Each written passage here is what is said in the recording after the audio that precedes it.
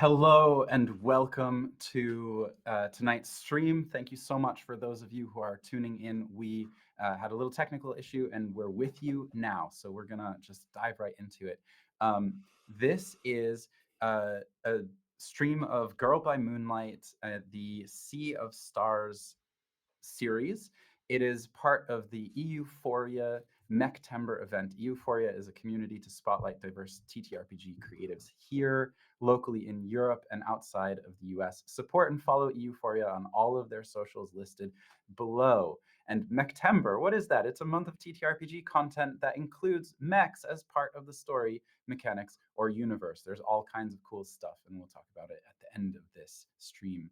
We're going to go around and introduce ourselves. And um, my name is Jacob Wolf-Lefton, and I will be your game master storyteller for today. I am masculine looking with long hair, but it's tied back in a bun. You can't see. I'm wearing a black sweatshirt that has the words after and dark under each shoulder.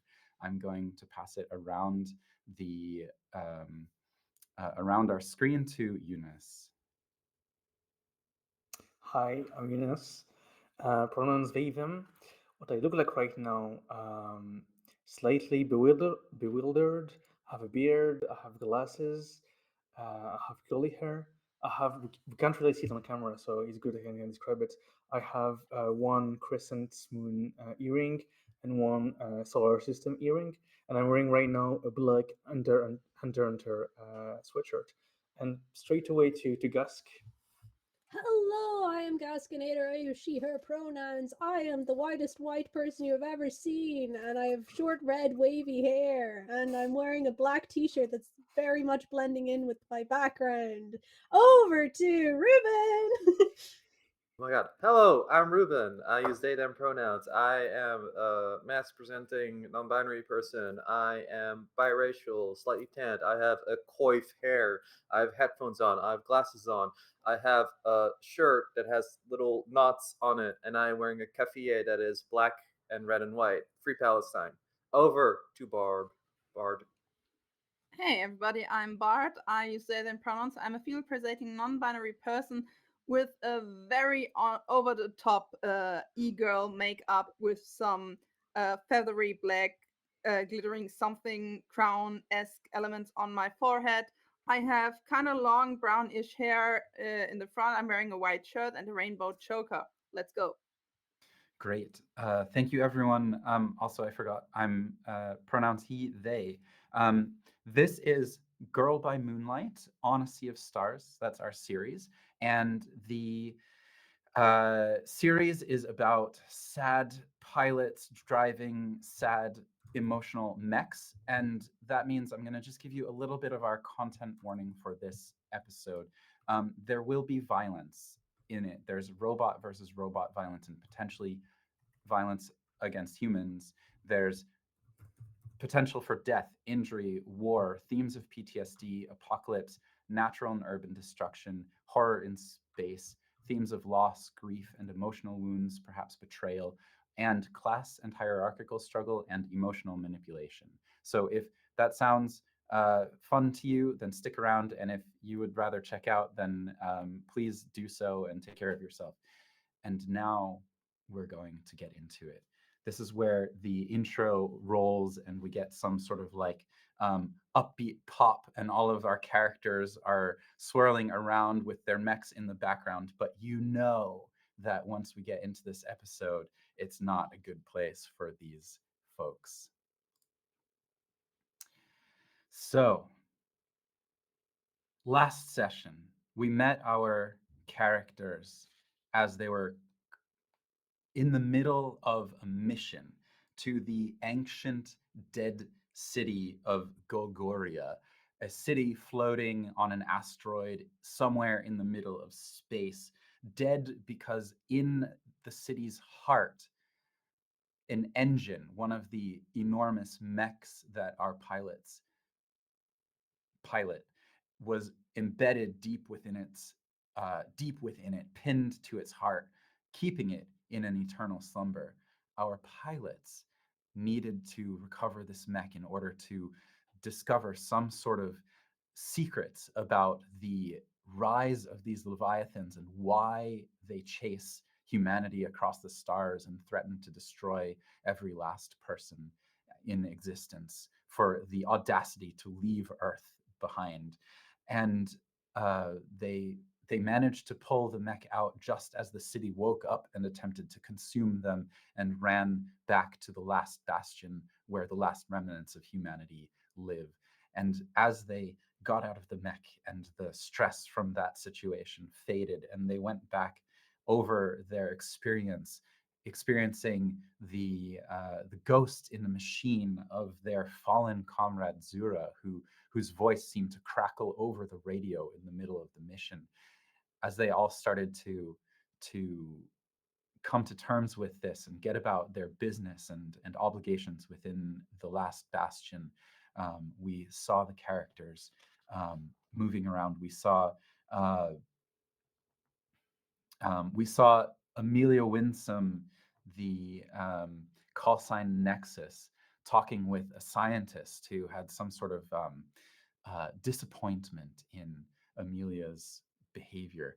We had Sarah Sonda, call sign Silver Harpy, pushed in front of cameras to do the PR work that these pilots have to do to keep the hopes up of the last bastion of humanity. We saw Hibernate Prentice, call sign Achtung, working on a mech, and a long dormant mech that woke up, all Artemis in all its gold, lights coming on. And we saw Rose White, call sign Riddle, in essentially house arrest. Rose White, who had arrived in the last bastion unannounced, escorted by military police from the mechs, from the engines, from the engine bay, having a conversation um, with their parole officer, Wolfgang, walking down the hall, and Wolfgang imploring Rose White, please, can you tell us why you're here? How did you show up? We don't believe your story. You appeared in the last bastion where we have a register of everyone, and you're someone who doesn't belong here. And Rose said, "I'm sorry, I can't tell you the truth," basically, and headed back to their confinement. And that's where we come to them now. This is a room. Rose, can you describe the room that they put you in? Yeah. Picture a lab room that has been emptied of all its scientific equipment. So pure white squares everywhere, like limiting kind of like grid, and there's very basic equipment in here just to sleep, sit, maybe write some stuff, maybe some very basic and monitored screens, and a Rubik's Cube, and a mug, and a bunch of books. It's like a space that has been like agents, like a very, very small, tiny makeshift bookshop. And this is where Rose is right now. She's reading something.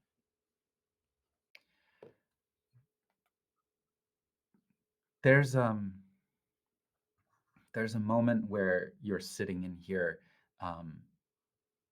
This is, we're kind of going into like, imagine this is, a TV show. This is the opening scene, and you're in this solitary confinement. What kind of thoughts are going through your head at this point? Are you aware of the ghost in the machine that everybody heard? I think Rose would like to believe that her cover is still on, that she's not compromised, but the reaction coming from Achtung and even from Harpy, something must have transpired.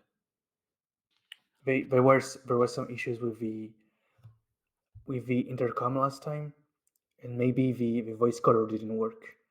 So Rose is trying to understand, like, did they hear my actual voice? What will what will I tell them if they ask me who I am? But she's trying to focus on pushing away his thoughts, trying to focus on the mission at hand, reading some reports here. Yeah. And Rose, you have a mission on hand that's slightly different from the mission of your comrades. For the rest of the comrades, I would like you, while we're doing this scene, and Rose, aim this toward your next downtime action. Where is this going? Rose, what is your next mission? Looking back on your past, and we know that you've come a long way. What's next? What are you afraid of? The timelines are going to align very soon. The world I left behind, I left it let's say a few hours from now, and I went back. I'm guessing something like a year, but I had this extra year to prepare myself to make sure that everything was aligned correctly, so I could have finally a chance to defeat the Leviathan. And I'm just hoping that all the hard choices, all the sacrifices we had to do to get there are going to pay off. But soon we're going to enter unknown territory, and that's very scary. That's very scary. The mission is, as always, make sure that we win. And there is no true victory if it's not with. If Harpy, Achtung, and Nexus aren't alive, it's not a victory. That's a tall order, given what you're facing. The Leviathans are immense and unknowable and dangerous. In the present hours, before what's coming comes, what do you need to do? What's your next downtime action? And if you don't have it picked out yet, I will go to another player and come back to you. Last time I wanted to take an action to rest, and I needed the help of somebody else to do it. I'm wondering if you'd allow me to use my mech to do this, to go in the mech and heal this way. You can make a connection with your mech. This is part of it, but I'm not sure if it can heal you. Let me just take one quick peek at this series rule for bonding with an engine. When you bond with an engine, you make a connection with it. You make links with the engine, but it is not healing. You're spending time down in the engine bay. You're not recovering. It's kind of work. It's an emotional process to connect with these semi-sentient alien technology I see. artifacts. In that case, let me keep an eye to the future. Let me go to the observatory and do some scouting. Get a +1D to engagement rules for missions like Recover Engine, but also Hunt Leviathan, because I have a sense that something big's coming. Are you going to gather information or do an investigation as it's make preparations in this series? You're going to make preparations? Yes. So that would be a make preparations role. What is the specific, who do you go to? There's one connection you have who we haven't seen yet.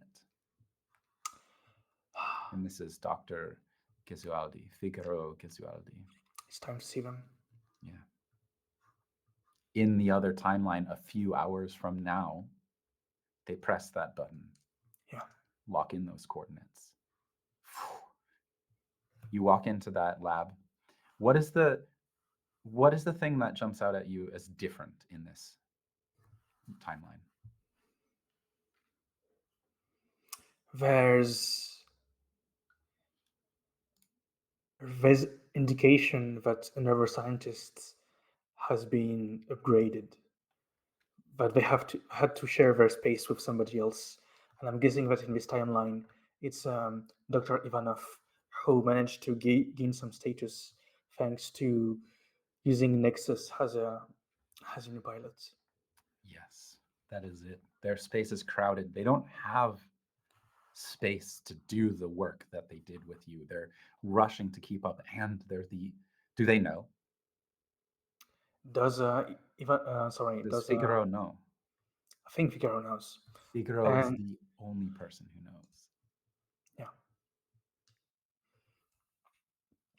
You walk in, and you see Figaro, older man, sort of spindly and like wizened by the age and time on a spaceship. Life in the last bastion is not the healthiest for the human body that is meant to grow and thrive on a planet.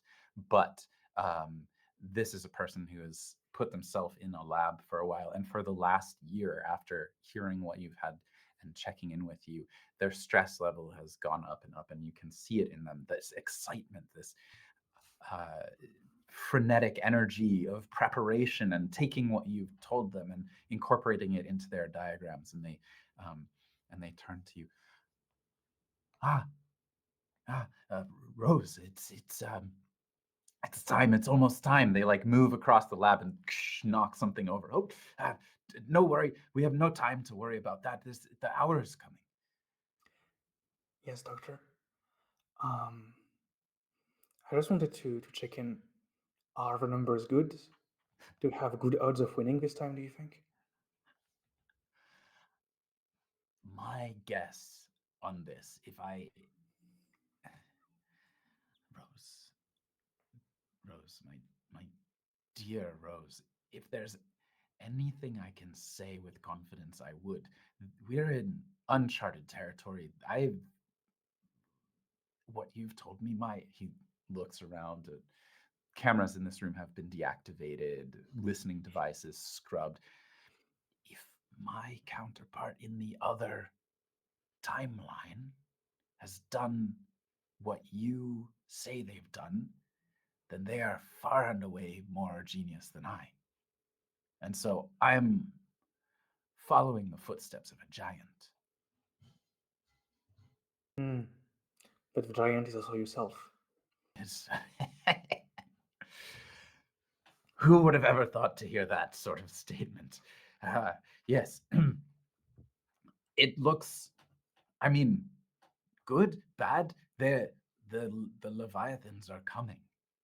They're going to arrive at the spot that you say they're going to arrive at.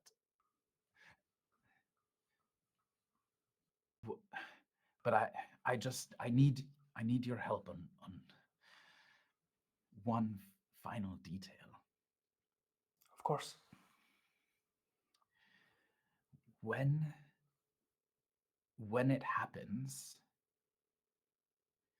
do we have to recreate the event? Are you ready? I have a different mech this time. I have a different team. Yes. And Harpy is leading. And in my timeline, I never seen such fire in her eyes. I think in my world, Achtung was somehow even less cold and calculating. I just don't know. So, do you think that you have pushed them all to their potential? I try to optimize everything. If that's the case, he shows you, like he hands you a tablet and he says, do you think these numbers are accurate? Do you think they will be able to push themselves beyond that level, no matter the cost? I've seen them under great duress. And to be honest, the numbers are not good. But there's one thing that the numbers don't account for, which is, and I think Rose, or to be honest, Zura locks eyes with the doctor and says, the bond we have all together, that thing, it's stronger than anything that we have in our stores. And that's the thing that makes us win. This time we're unbreakable. I'm unbreakable. We'll win. We'll have to. We have to. He plugs in a couple of numbers. He gives you coordinates, timestamps. I would like you to make this. I'm going to offer you confess or forgive for this preparation.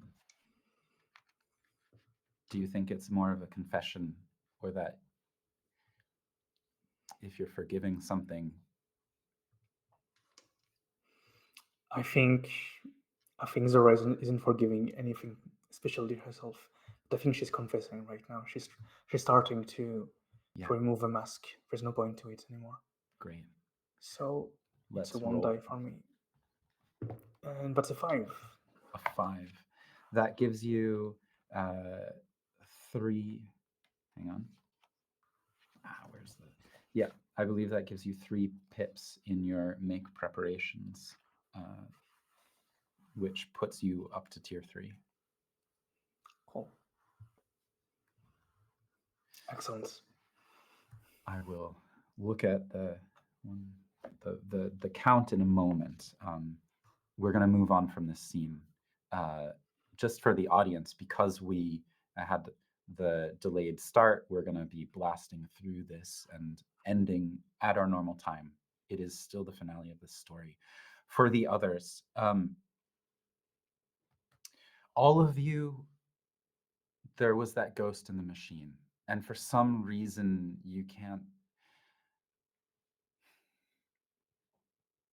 get that voice out of your head. Zura, call sign Starlight, died on a mission a couple of weeks ago. And she died in the mech Kokobia. This enormous, almost creature, biomechanical creature of thousands, hundreds or thousands of shards of shifting obsidian, crystalline inside and sharp and glittering on the outside. And yet, when facing that Leviathan, something went wrong and it took a hit too hard. The cockpit broke. Her body was broken when you pulled it back in, dead in space. You knew what had happened, but you had hoped and hoped and hoped that when you opened that cockpit at the end of that mission, she would be there, but she was gone. So I would love to know, as you think of this voice from this mission, in a flashback, what moment in your relationship with Zura are you thinking of? And we're going to go to Sarah first. Sarah has not slept that night. She had tried, and at the end of it all, with a lot of help from sleeping pills, she maybe got 2 or 3 hours in, but every time she closes her eyes, she hears that voice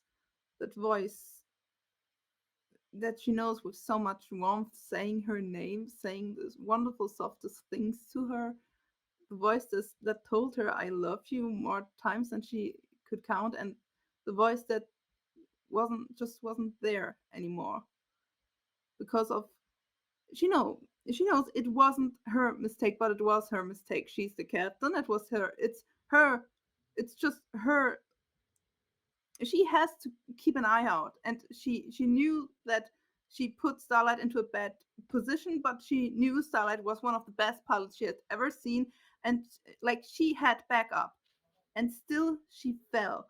And in her mind, she sees, on one hand, the last kiss they had, they snuck when they got into their mechs, because intimacy is something not looked upon friendly in this world, so it was always a little secret.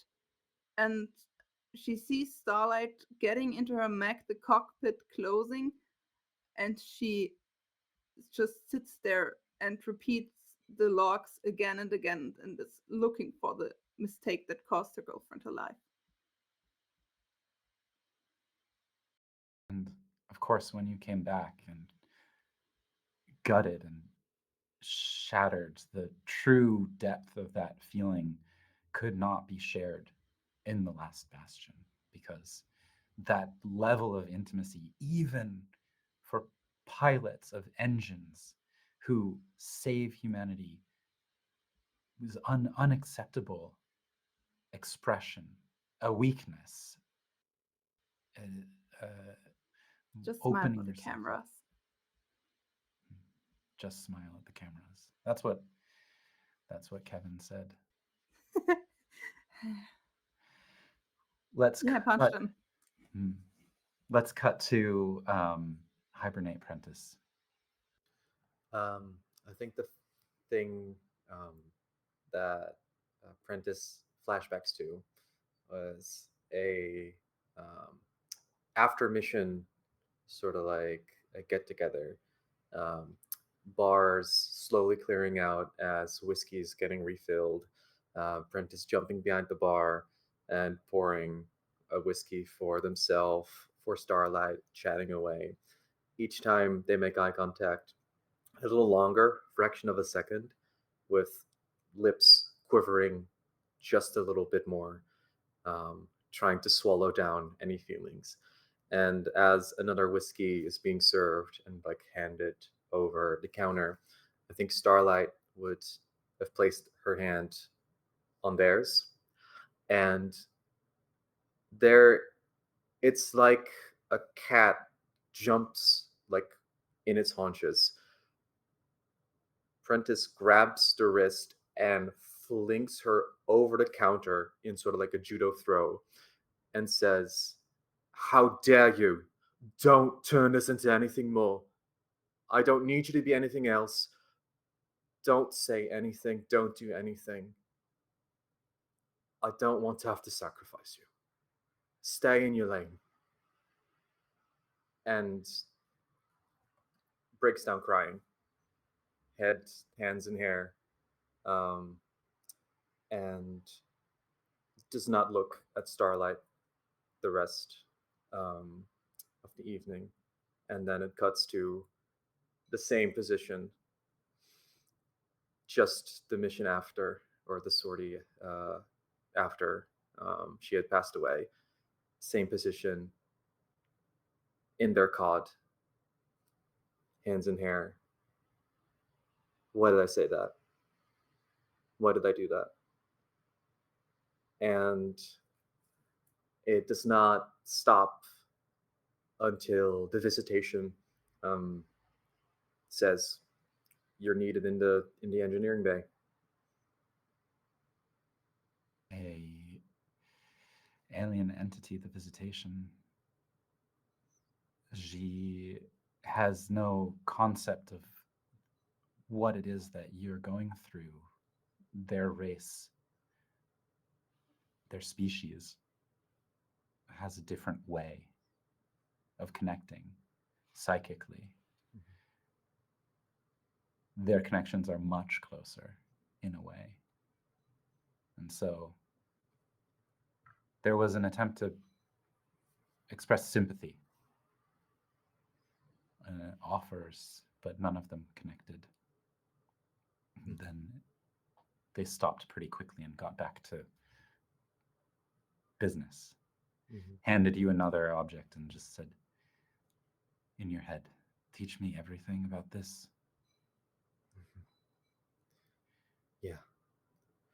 Yeah, I'll teach you how to fix it. Thank you.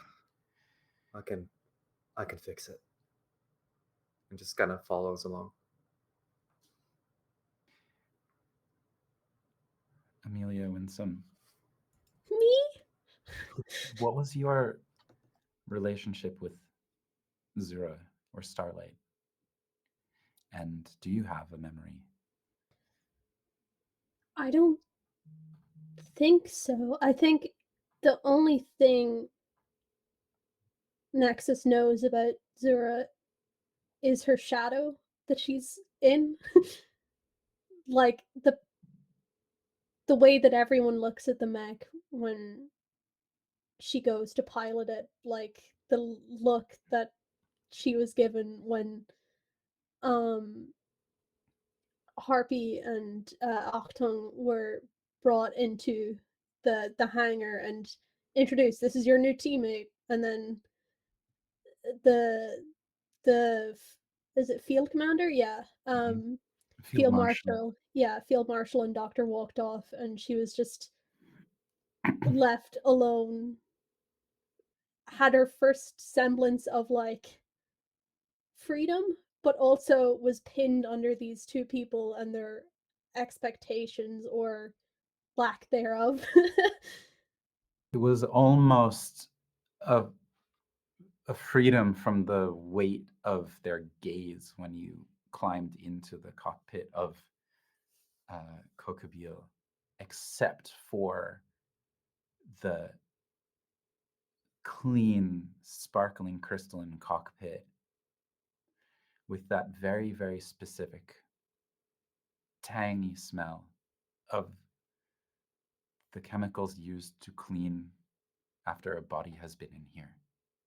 Yeah, I think the cockpit is where she feels most safe because you can't have no one else has clearance to enter because the mech gives clearance. Like her room, anyone could enter that, like if they have the right card. Like it can't go to the common area because it's the common area. But this is like her space, but she's still so very aware that someone else lived, breathed, and died in here, you know? What item, small personal object of Zura's, did you find in that cockpit, and what did you do with it? Okay, this is a question I'm gonna ask Bard. Didn't you guys have matching necklaces? What you found was a second rainbow colored shoelace. And from time to time, you see, even though we're actually not allowed to wear our own clothes, well, Harpy isn't because Harpy is on PR run all the time. You see her wearing a rainbow choker that suspiciously looks like a rainbow shoelace. Okay. I think um Nexus definitely doesn't remove it or anything and doesn't want to like take it from where it is. Um but definitely acknowledges it. Like if this is I know this isn't a car, but you know like the ornaments people hang from their wing mirror and things like that, like almost like a pride of place. Like this is something I can't not see when I'm looking at the viewpoint port of the mech. Is just this like tied in a little bow, this rainbow shoelace. What's your downtime action? Oh, you I'm sleeping in the arms of a guy. you are having this memory cradled, cocooned in the massive hand of the new mech, the new engine that you have recovered. Um, do you want to introduce it for us, or should I? I think in terms of description, you go Yeah. right ahead.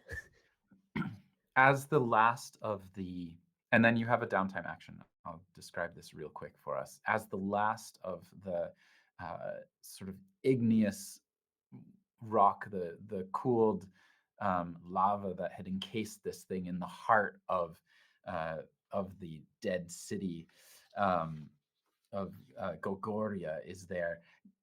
A mech made of red rock is revealed. Humanoid-ish in its stature. It has broad back that has almost the shape of like a shell or a carapace with sharp, rocky outcroppings or Could I spikes coming off make of a it. suggestion? They're like the Yeah. basalt, like you know, the pillars that like come Yes. out of volcanic rock for the Yes. shell. It has that sort of like basalt, that sort of, it's hexagonal, right? These columnar basalt structure to it in its muscles and mechanics, and the texture of its rock is like this is sandstone veins intercutting a red flint. So the surface of its skin is glassy, but like rough-hewn glassy patches of sharp, ending in sharp edges with sandy, marbling veins running through it. What's your downtime action going to be, your second downtime action? You're taking this nap, you're having this sort of like, you heard this voice, you know who this was, it wasn't a person that you'd met. Your teammates seem rattled. You've got a new mech, a new engine. The last bastion is too relaxed. What are you up to? I think I'm going to build links with this new mech. Yeah. Since it seems to have opened up, and this seems like an opportunity of like finally, like Yes. this is a place where I can get at like there's no like warm body that's like, or like barely cooled body that's just left this mech, like Mhm. there's no Yeah. there's no shadow that she has to fill in this. And it's possibly fortunate because Cocabil broke down, Mm-hmm. shut down, deactivated at the end of the last mission. Yeah. Running back in your head over when the troubles started, perhaps it was that ghost in the machine. Cocabil knows who piloted it. Yeah. I think it's something she's starting to make the connection of, but she had never interacted with Zura before, so never knew her voice, but is kind of putting it together with everyone else's like reactions of like reacting so strongly to the voice. Because I think at first she was trying to pilot both mechs out at the same time. She thought it was that, some kind of overload, but Yeah. yeah. Could have been that you were keeping Cocabil together. Could have been anything. What, when you're sitting here in this dark space, surrounded by this, you can feel a warmth coming into this hand. You can also feel an emotional pressure of a long dormant, maybe groggy, confused, angry. This creature, this engine was had given itself up, had sacrificed itself to pin the heart of a Leviathan and keep a Leviathan dormant. And it's starting to wake up now. How would you approach it? What would you say to it? I think from a point of like I don't I don't know its reaction yet, but just understanding of its circumstances, like yeah, I know what it feels like to be trapped, to try and give yourself to one purpose and fail at it, to you know, have this lonely existence for the sake of sacrifice, for the sake of progress, and to, yeah, be alone, I guess. There's like a rumbling question that comes from it, which is along the lines of, did I fail my mission or was I taken from it? This was not my will. She straight up says, I took you. There's like a question. Oh, why? I mean, I think Amelia herself doesn't know why. It was just the parameters of the mission that she was brought on, you know? So I think she asked, like, why were you down there? Why did you sacrifice yourself like that?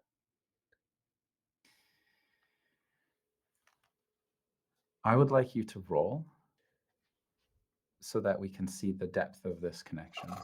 Yes. It sounds very, very strongly to me like you are making an empathize move. Yes. That is 1 dot in that. So Do you want to push yourself? um How's your stress level? I only got 2. I'll push myself. Great. That's 2 stress, right? Yeah. 4. Okay. You know where we are. Down deep. Snake eyes. No. First roll, baby. This is how the finale's gonna go. Heck yeah. Okay, Snake Eyes. You're gonna get 2 links with this thing regardless. Okay. Mech goes, yikes. But the sensation that you get from it is one of anger. That its mission, its sacred mission, was interrupted. The emotional blast of just like a fire. It's almost like you're in darkness, but in your mind, all of a sudden, the darkness of your mind is flooded by that orange burst of flames coming up all around you as this creature rumbles. And you can hear, just like in the periphery, like all of a sudden technicians dropping tools and running from this thing as it shifts in the engine bay. Oopsies. And like a little alert goes off. You have a sensation of this thing was protecting its family. And then you have a sensation of another piece of thinking comes in. This engine was embedded in the heart of a Leviathan for millennia, untold millennia, and it maybe there's another thing coming in that you've never felt in an engine before, and it's an additional, even more alien sensation, but it is also a sensation of family and wanting and longing and belonging and brokenness. That all of this being together, being a whole being, a whole creature is broken, shattered.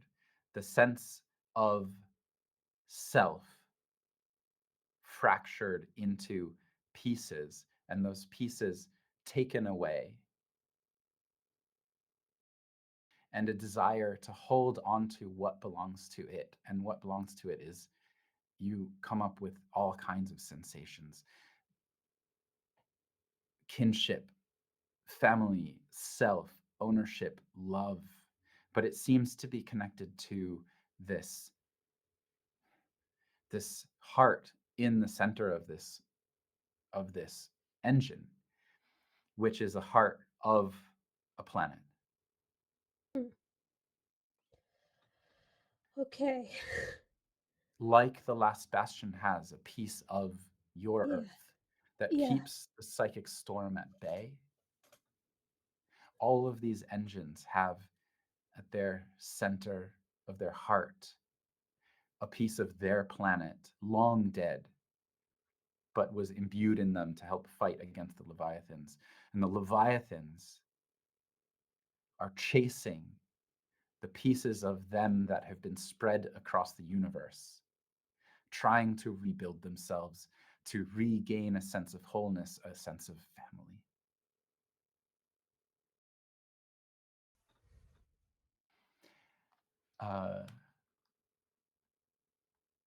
It shifts and jerks in such a way that one of the pieces that holds it into the engine bay just shears, sort of like one of the stabilizers. You hear it as this enormous multi-ton piece of metal shears off of the engine bay and slams into the ground.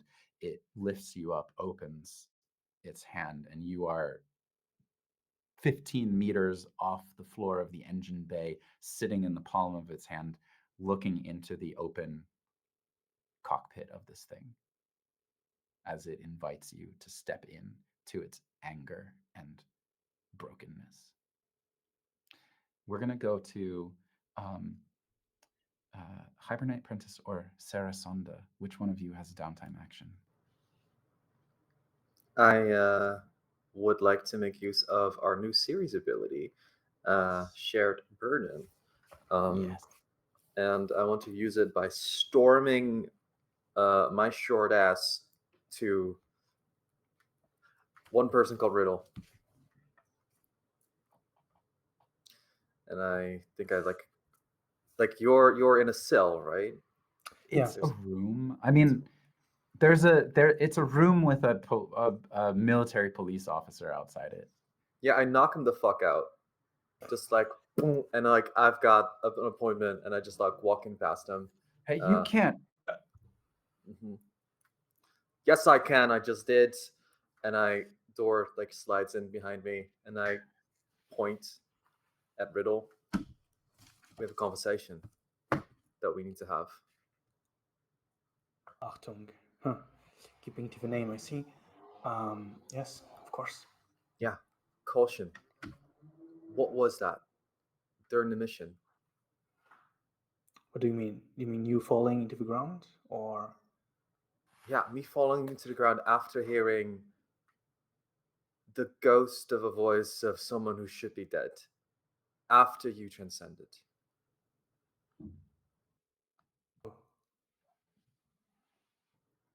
Also rude. Fuck you. I didn't mean that way. I was legitimately wondering what. Okay, it's okay. It's fine. Let me look at the time. Okay. All right. I guess that it's in chocolate territories now. So What does that mean? I don't know who you are. You are covered head to toe. You are a replacement, reinforcements, substituting someone that cannot possibly be replaced. And here you are having these connections, having an echo. You cut the same figure. You make the same calculated moves. You hide yourself strategically enough. That makes me very, very suspicious, actually.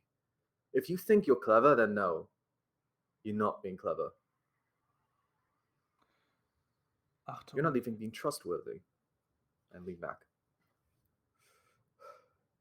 I understand. I haven't been able to be fully transparent. But before I do become transparent, I have a question for you. Why are you so upset? I've been keeping to my lane.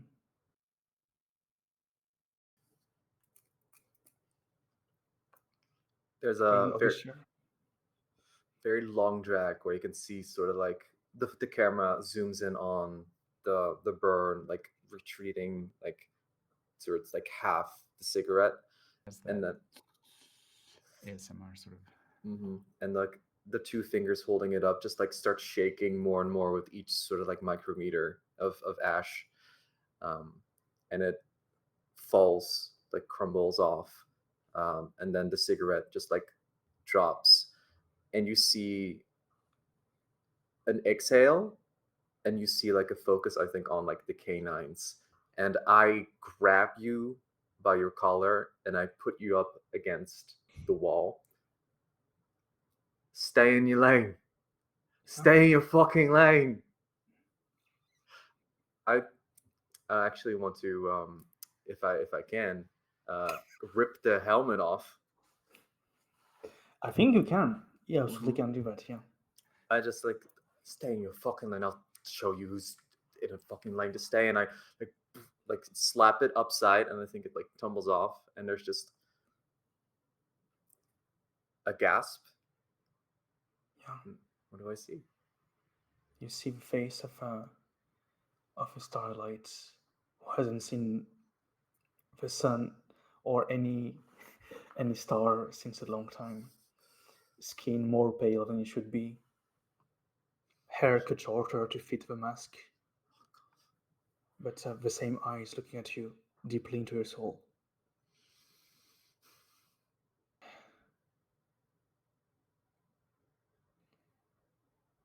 You know, last time I seen you, you did this too. I'm starting to think that pushing me against walls is a way to express affection for you. It's pushing you against a wall means that I can at least keep you where I want you, where I can see you so you don't pull stunts like this. How's that? How's fucking that? I've got things under control, and here you are making moves, making waves, causing psychic after effects, making us all hope that there's some other difference. That starlight did not fade out. And you didn't. You hid. What's worse than a star that's faded out is one that's hidden itself from you. A night sky that tries to pretend it's not there. A sun you can't see. Where the fuck have you been? I've been too far. Shit. Too far from you. I let you drop. Too far from you and from the others too. It's technically it's not my choice to reveal myself, so I can't say that I'm the one who fucked it up. I traveled for time, Achtung. I traveled for time to be here. Wait. Like, the story's the same. I'm a time traveler. In my world, everybody dies. This is why I'm here. I saw you die. How? You won. Harpy died before you, and Of course you did. you said that no one could touch her if it wasn't you, and then you went right after. Shit. You'd think in a different timeline I'd act a little wiser. Fuck. I think if you're okay with this, is where I will put a hand on your shoulder. You see another hand grab your wrist, and for I think a fraction of a second, you're like, "I'm gonna get judo thrown," and another hand sort of like clasps on top of it, and there's just like two hands, and then just like a forehead, just like leaning, like on it. I tried to keep you exactly where I wanted. And I've missed you every fucking day. And now you show up. Can't do this. I'm sorry. I'm really, really, really, really sorry. Were you ever intending to tell us? Or were you going to go off in a blaze of glory? No, I wanted to tell you, of course. But I wouldn't risk it, you know? I wouldn't risk putting a whole timeline's energy away just for like saying hi to your friends before it's time to say hi. Friends, Well, yeah. You're more than a friend to me, but I'm not sure that's the same for you, so. You know why I threw you over a bar counter and into an array of alcohols that night. Mhm. Every single person I've fallen in love with got blown up. Straight up. I've fallen in love in places where I've mapped the stars, trying to figure out why this kept happening. What of my heart's movement decided to propel a Leviathan or to guide a missile towards that? And I've been trying to learn ballistics, teach myself maths and propellant agents and propulsion, and trying to figure out like how do I understand these things that have ruined everything I've tried to get close to. So that's why I threw you so far away. That's why I couldn't let you get any closer. Because I didn't want to see you get misted. Just become treacle on the altar of some fetishized idea we have to sacrifice in order to fight. I didn't want to see that to happen to you. Because goddammit, I want this hand on my shoulder. I want this hand around me. And I couldn't. Because I was so scared. And now you're back, grasping through death. What do I do with this hand? Tell me. If you allow it, Ruben,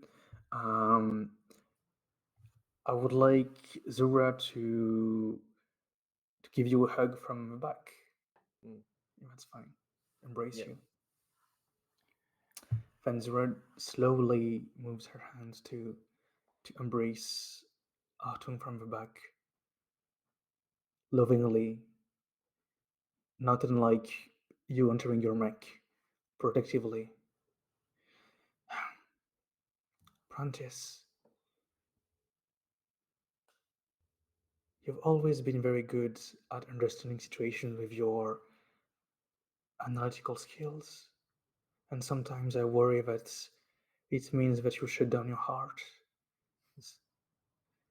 You know, let me put this in more mathematical terms. You, me, Harpy, and even Nexus, we are a free body problem. 4 maybe. And I got close to you, and the gravity and my speed, maybe it was too fast, so you pushed me away. But I think it's our destiny to be together. And if I have to go through a black hole and go through time to find you again, I will do it. I'm There's here.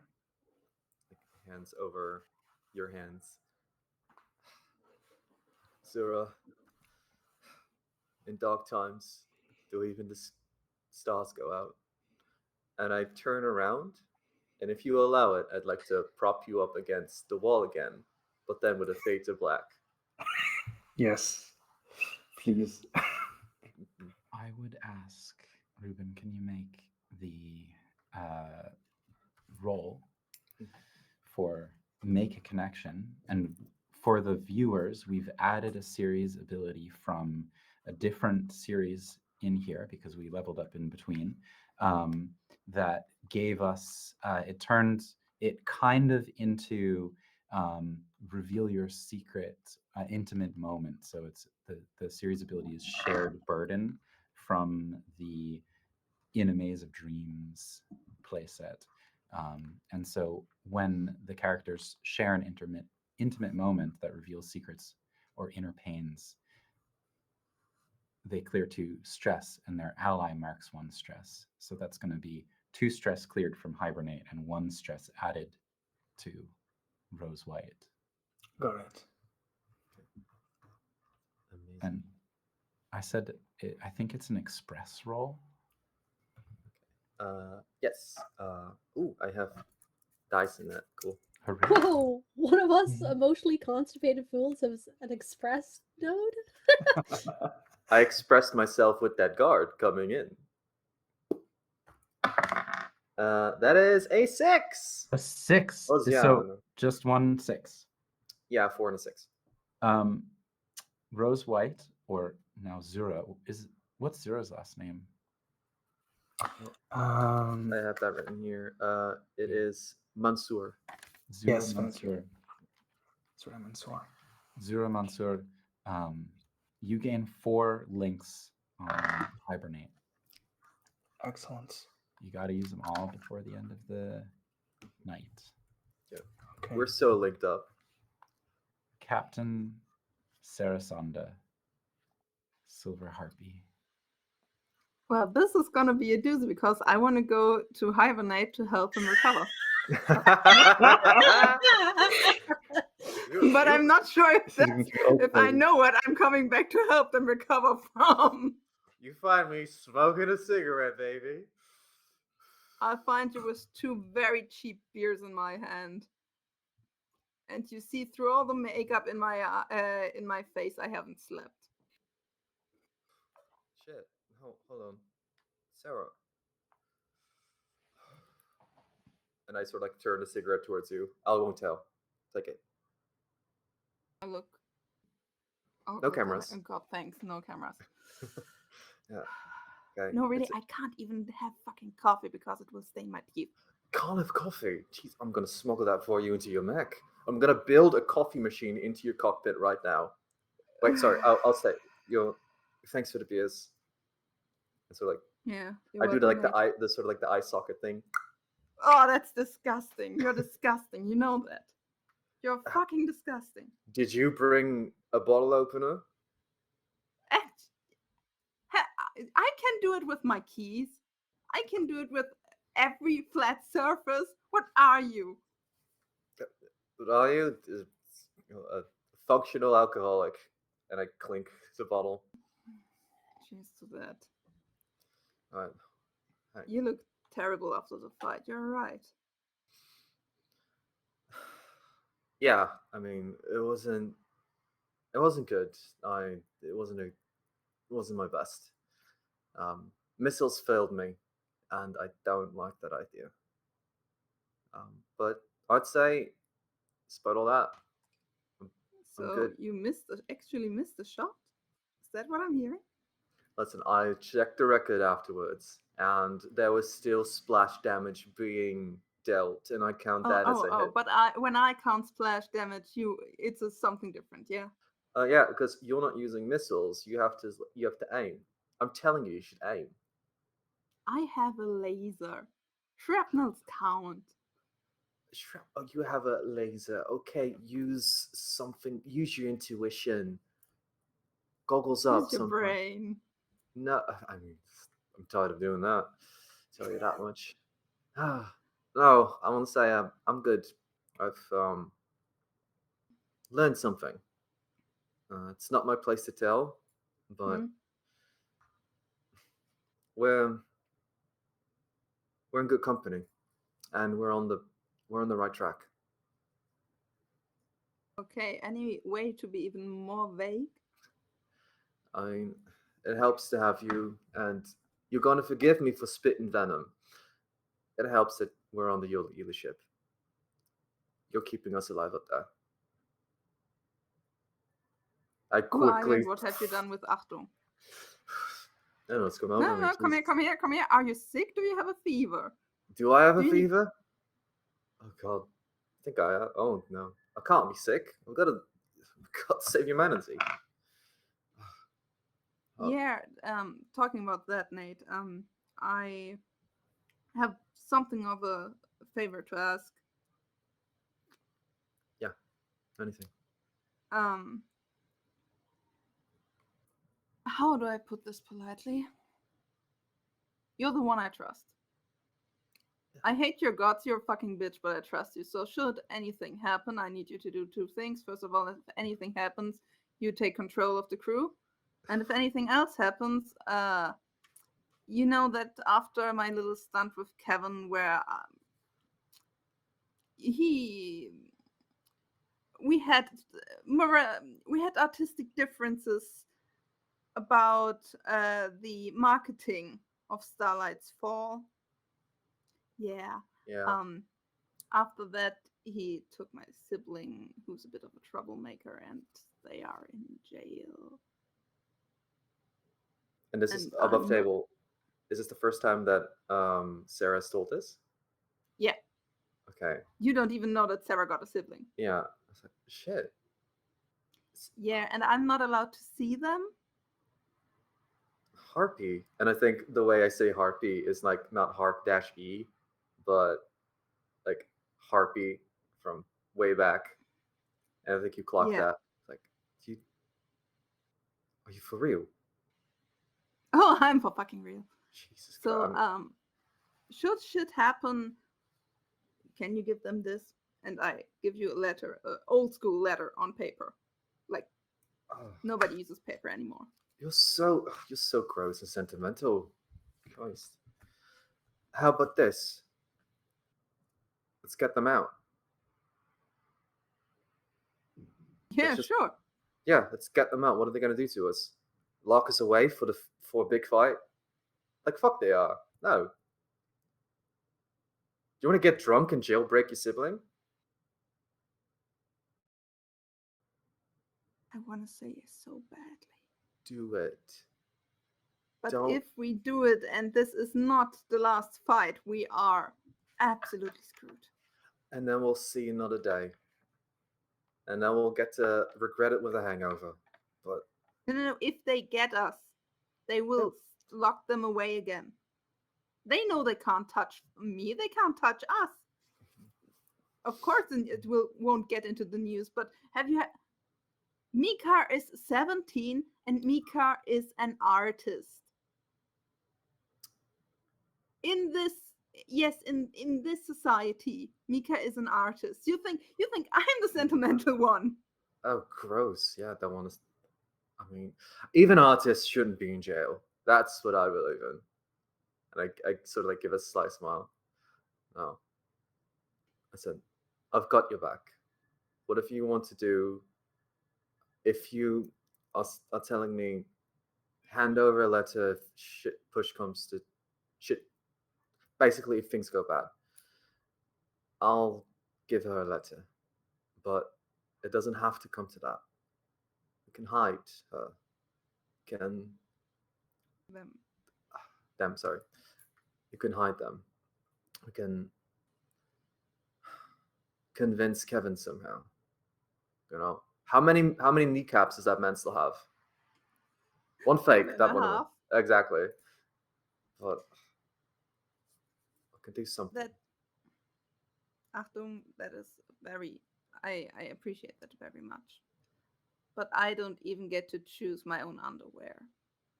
You have privacy in your quarters because I take up all the cameras. That you do. They know what I eat. They know where I am. I have a 24/7 tracker because at any time the paparazzis can find me and are looking at me, so you can catch a fucking break. Okay. Gotcha. All right. Then let's finish these, like pointing at the bottle. Let's do some karaoke about it. And then I'm gonna build a coffee machine into your mech. That much I can do. There is a camera in my mech. I can't. Not if I am can the help video it. feed. I can just put it just out of frame enough that for you to have a nice espresso every time you pop in. If you can do that, I will tip my hat even more than I already do. 2 beers. But yeah. But I Okay. bet you can't do it Oh, for fuck off. I'll do it right now. yourself. I'll do it right now, actually. Up. Is this help a friend recover or is this make a connection? It kind of became a mix of both. So Yeah. I would let Ruben decide which one you feel more. I think it's a connection. All right. And I will sit on my 3 stress. It's fine.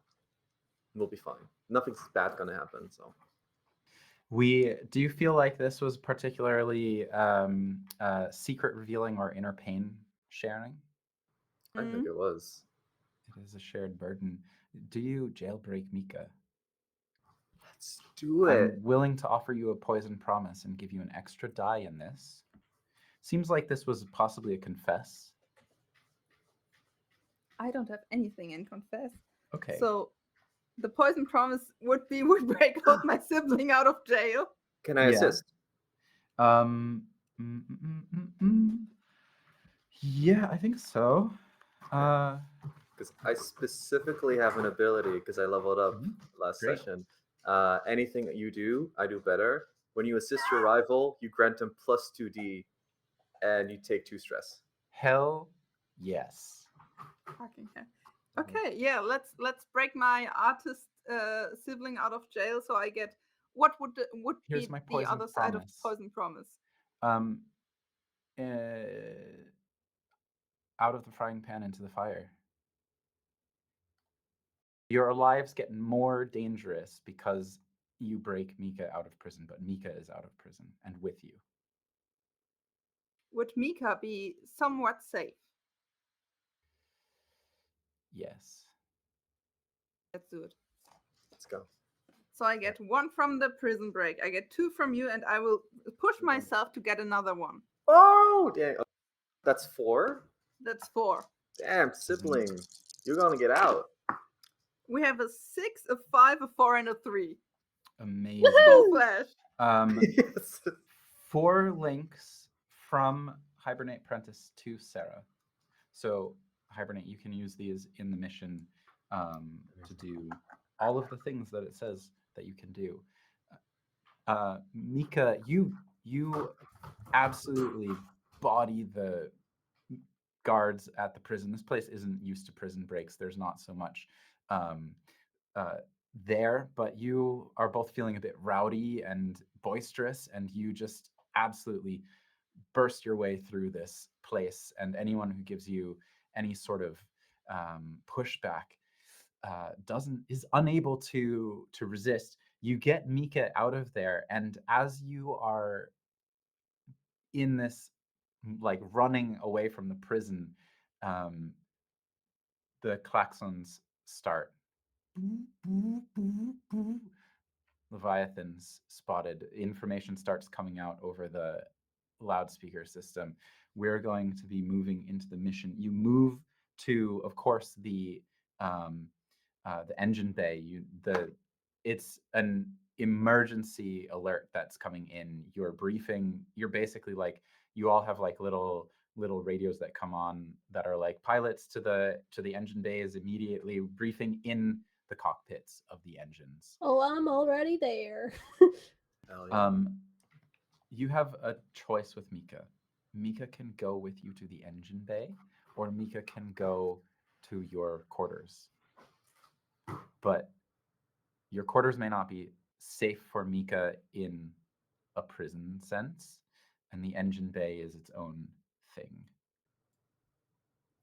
We got some spare engines Mm-hmm. to hide I a will- person. I will take my sibling to the engine base because I know that there are cameras, and if they see my sibling on the cameras and they have not reported the prison break yet, they can't report about it because else it would look like as if they don't have us under control. This way, it's just a nice saying goodbye to your siblings on the verge of death. You burst into the engine bay. You I'm just gonna to give a note to everyone. There is a break coming at the end of the description of this transition scene. So that's for us and for the producers on the show as well. You burst into the engine bay. There's crews around detaching hoses, the like lit like batons sort of like moving ships and boxes around, and you can see a screen up here. The briefing is starting already. Information is coming across the screen. 2 Leviathans have appeared. New Rome and Geneva. Oh. No Just the way, names. Geneva. That's sick. The engines, Kokabil, powered down, not moving. Al Khadir, waking up. Charybdis, waking up. Artemis, gleaming in gold. Atropos, and this new engine, name unknown as of this moment. Seemingly already someone's in that cockpit. Broken metal behind it somehow. It seems to have damaged something, but the new engine is awake. You are getting into your suits, and as you're doing this, Hibernate, which engine are you moving toward? I'm leaping into Artemis. You leap into Artemis, suiting up as you get in. No loyalty. I know what You you're see about a to do, big Jacob, golden and I'm sniper. very You okay see with a it, big but also, how golden dare sniper you? rifle, and you Dare you? leave. No! This 17-year-old girl standing in the middle of this place, watching everything go, fear in her eyes, seeing the briefing screen, seeing these like blurry visuals of potential Leviathans, watching the engines start to move, text moving around, not noticing this girl at all. And brave and wounded Atropos, the grasshopper-like carapace, leans down. There. She's standing there. They are standing there, watching all of this go on, just taking it in and trying to figure out. And Atropos bends down. A safe place to go. Cockpit opens. Leg out as a bridge to climb up for them. There's a moment where all of you see this happening. This unsuited young person climbs up the leg. There's a emotional spark that goes across all of your engines as you watch this kid get into a cockpit, and their fear and their determination sealed off behind the doors. And launch time. We're gonna go to our break and come back in our mission. Our break is gonna be, we're gonna say 5 minutes because we're running late. Take 5 minutes, everyone, and audience, please stay with us. Hello, everyone. We are back for the second half of our Girl by Moonlight on a Sea of Stars MECHtember from EUphoria, Channel EUphoria extravaganza. This is it. This is the finale. There are 2 Leviathans in near space to the last bastion of humanity. All of humanity that remains is facing down 2 Leviathans. This rarely happens, that 2 of them are in the same place. Sometimes they attack each other and tear each other apart for the heart of the planet that's within them, and one city will devour another city. But these 2 seem to be acting in concert as your engines launch out of the flagship that orbits the last bastion. We're going to roll our mission engagement roll. So there's always hope. This is fine. This is fine. Our protagonists have 1 die. Is the mission particularly heroic or noble? I would say heroic. You're trying to save humanity if they Yeah. deserve saving. That's 2 dice. Is the mission following through on details from your investigation? What do you In think? case of riddle, yeah. Yeah. Riddle was investigate. Yeah, investigate this for like a full year. That's 3. Does the mission determine the fate of a friend? Multiple friends. Yeah. We're all in this 4 together. dice. Are the protagonists acting rashly or on very little information? Does that contradict the going off of previous information one. Are you? Yeah, we had a briefing and we great. have your, you know what will happen. Great. Are troubles from the protagonist's mundane lives getting in the way of this mission? It's 3 dice. No, actually, no, No, not at no, all. no. Never. Wiping the No. kisses off of the face. Does the mission's tier exceed the current tier of the investigation track? No. But are there other elements that I want to consider due to circumstances or events in my world? I would offer to you that this is the finale and there are 2 Leviathans coming down. So I would give you 2 mission dice instead of 3. Does someone want to roll this? Wait, is this? Did you add our +1? Is this Hunt Leviathan? No. Oh no. This is No. defend your Ah. Okay, we don't have. stage a desperate counterattack. Make a strike against Leviathans that gives them pause and buys a moment of peace for the Bastion. After this mission, the season ends. Okay, I vote. Riddle to roll. Change the fate. Riddle. Yeah, change the timeline, Riddle. Change the timeline. I will do our best. Do you want me to roll the dice? Yeah. How many of them? 2. 2? Alright. Alright, Time Lords, time to bless this, please. Let's go, Time Lords. Hold hands. That's a 2 and a 4. We'll take the 2 4. and 4. Mixed result. You're in a risky position. Fuck. We're supposed to be 4, not 5. What's happening? Yeah, you're 5, not 4. Count is off. Something is off. A fifth one launched. It everything is all of a sudden slightly out of your plan. But we cut into it in a risky position. You are in the mix. There are 2 Leviathans, and you've burst ahead to give some space, basically afterburners on, to try to build a buffer between the last bastion and the flagship and you. The flagship is coming in behind with its main cannons activated, but against 2 of these monstrous Leviathans, we've got New Rome in just this collection of Colosseum-like structures and aqueducts and statues and soaring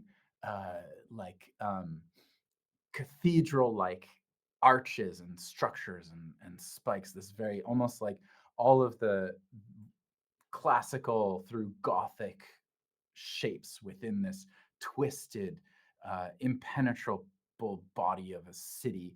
And Geneva lifted out almost a spiking peak of mountains around or orbited by a ring that gives off such a radiation, a particle accelerator 100 kilometers across, ripped out of the earth, kept aloft by whatever soul of planet there is left in this thing. These 2 Leviathans, near neighbors in the grand scheme of things, not fighting each other. Possibly Rose, or should I call you Zura now? Yeah, call me Zora. Possibly Zura, Riddle, and possibly Sarah, Silver Harpy.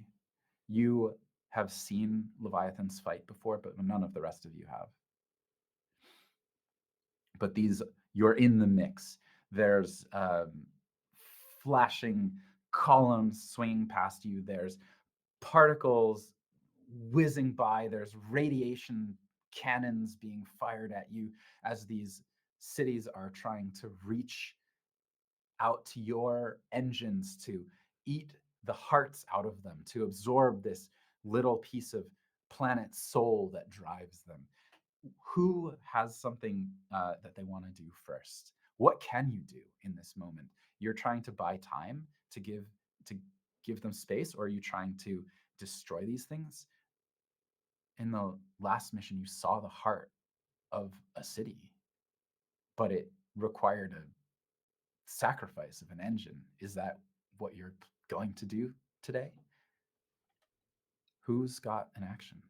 I want to gather information. So I have the move Things Feel. You can empathize with non-human beings as if they were people. You can, if you use this to gather info, you may ask questions from any playbook currently in play. So I want to empathize with these Leviathans. I feel like they can be considered non-human. Yeah. Um, and is it a case where I roll first and then I get an amount of questions, or do I just ask my question and then roll? You're gonna roll first. It sounds like you're trying to empathize. How do you empathize with one of these things? What do you do? I think I'm like in a war with my new mech right now. Like I've just delved into this anger and everything, and it's not a partnership yet. It's just like uh it's just this thing that's basically lording its pain over me right now. And I'm like, okay, but the Leviathans are here. We need to go. And I'm trying to project as much of my own pain and the pain that I see from humanity around me, of like the connections, like the new connections that have been made. Because I'm assuming, yeah, its home was Yeah. millennia ago. I'm trying to project the feelings, the images that I've seen of um, these connections that have been made around me, but I've never been able to, like, an outside observer, essentially. Yeah. Um, the the care that I see other people Mhm. have for each other. And to turn it into an empathy, because that's what your move asks of you, Yeah. you through your engine, through its anger, you push, turning to open up to these cities, to these Leviathans, to feel their emotion. Yeah, I think it's just a war of us pushing our emotions into each other, me and this new engine, and it just ends up blending in with these Leviathans that are coming at us, and it's like pushing into them pushing into us, and it's just, I mean, a psychic storm, I guess. I'm going to make you just a quick offer, because Yes. if you don't do this, the outcome is going to be bad at best. Mm-hmm. You will suffer against Leviathans if you do not transcend. Okay. I think I will transcend then. I think in this fight that should I say the name of this new engine? Yeah. This engine Surtur. Um I think in this fight it's just uh, it basically, as soon as like the when we're our own emotions are clashing into each other, it's fine.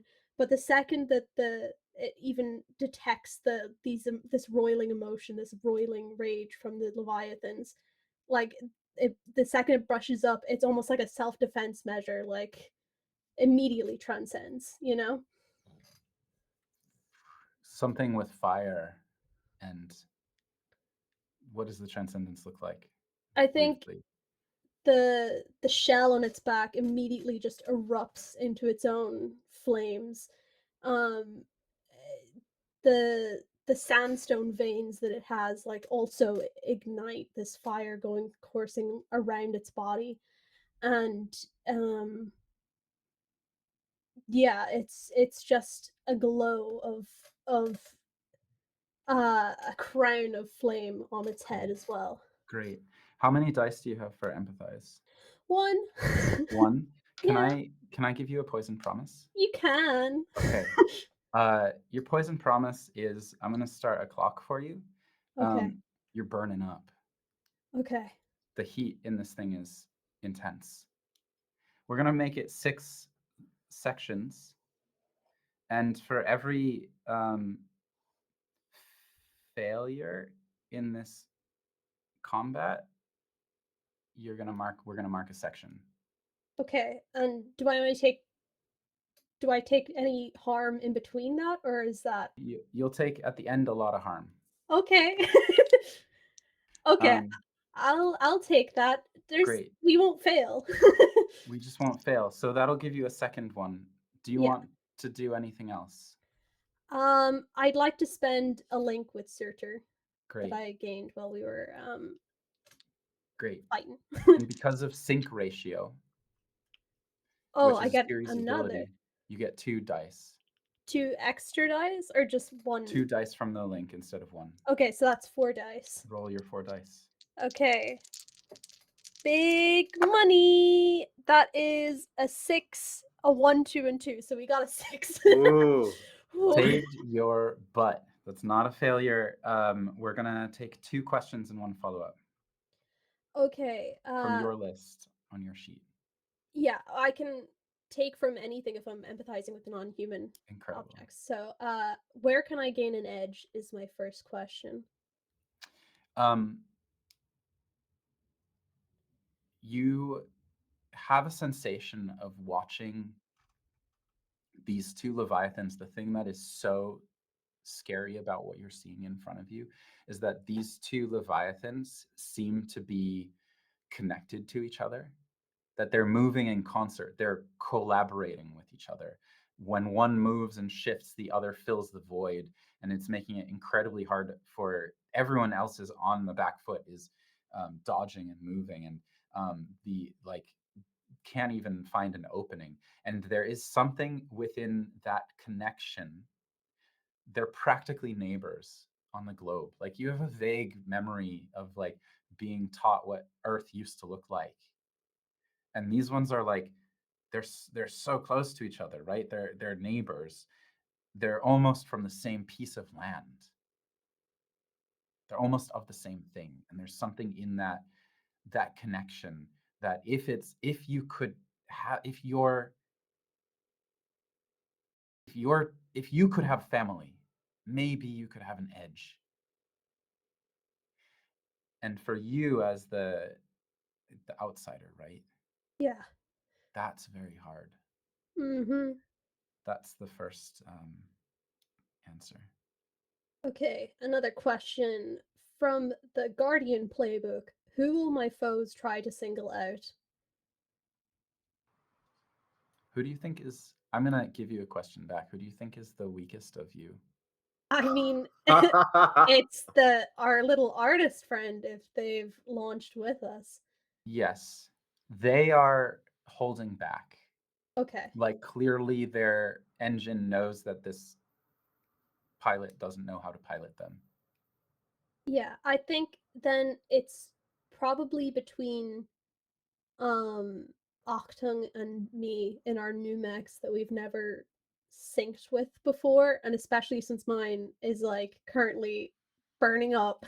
I feel like I might be a target in that regard. You are probably the target. What's your follow-up to either of these?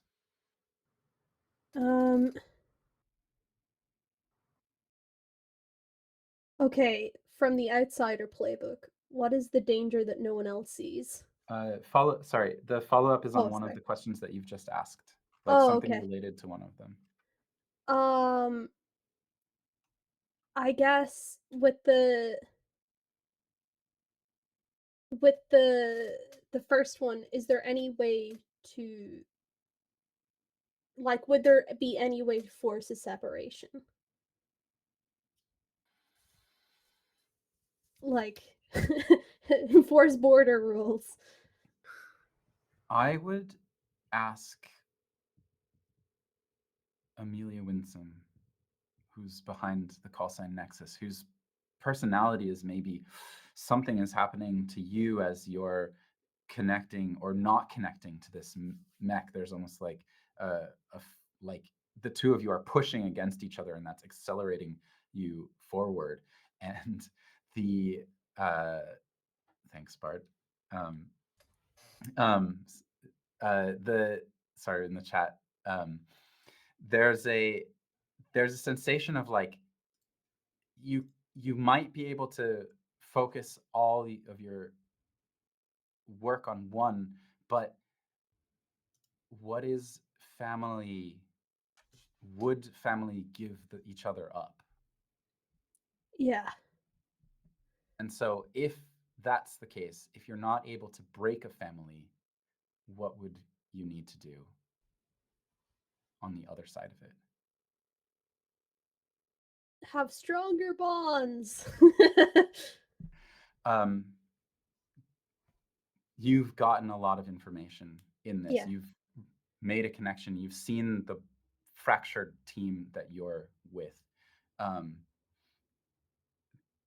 Do you have, in just these like seconds, is there anything like briefly that you say to your teammates? They're connected. We need to be too. Echoing over the comms, whose cockpit do we cut to next? I think Sarah is very, very glad that Mika is out of harm's way. There's a last glance back, and then she's full on in the mission. And I would also like to try to gather information. Yeah. And I would like to. What do you want me to roll?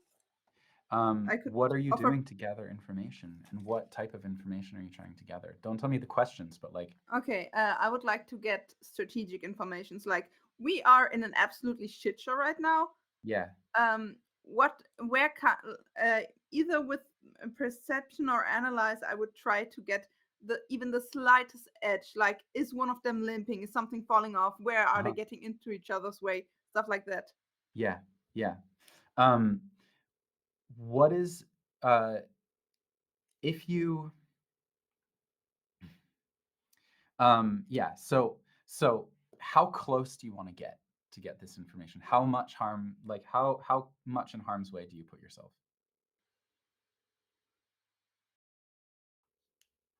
Come on, let's be risky.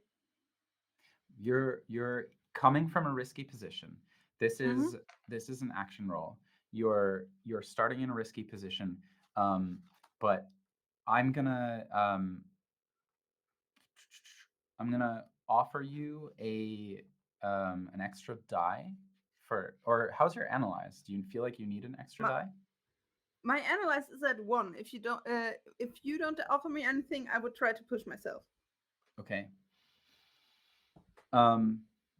What's your stress at? My stress is as a nice 7. 7. Push yourself. Yeah. Love it. That's...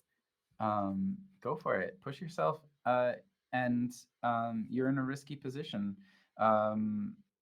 You can do this, and there might be consequences to putting yourself in harm's way. I would also ask if I could argue that I would trigger Charybdis Morbid, because I try to more or less look for like the characteristics in dead cities that came back to life. Sure, I'll take it, but it means that Charybdis is getting too close. And so Yeah. if there's negative consequences, there might be a little bit more. And I will offer that this is a place where someone can spend a link to help as well. I was going to spend a link. A little espresso shot pours out, and you recover 2 stress. I recover 2 stress? You can do that to recover, or you can give dice. What do you think you need more? You're at 3, right? I'm at 3 dice right now, and we still have a bit to fight. But if you help me, I would get not 2 but 3 dice because of sync ratio. Sync ratio. You would get 2 dice instead of 1. Yeah, but I also get extra dice because of anything you can do. I can do better. Oh my god. Mm-hmm. Well, that's when I'm assisting, not when I. Well, sure. What am I saying? Yes, you would. Assist is not the same. This is an assist. This is okay. If it's an assist, then using links, right? 1. I have 1 dice. I get 1 through my insane engine. I get 1 because my DM is crazy, and I get 3 extra dice because I've got a friend. Yeah, let's call it an assist. It's slightly different in the book, but I love it. Yeah, we have a 6. Yeah, great. Oh, 2 questions and 1 follow-up. What is most dangerous here? What is most dangerous here is the fact that your team is not together. I mean, they're not moving in a coordinated fashion against these things. You've never faced Leviathans that are coordinated before like this. And normally when you're in formation, you can hold off a Leviathan. And you're not in formation, and these Leviathans have a formation. Okay, fuck.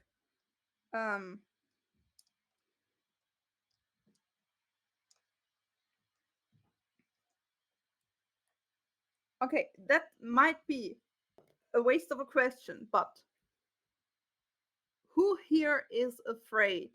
Pointed towards the Leviathans.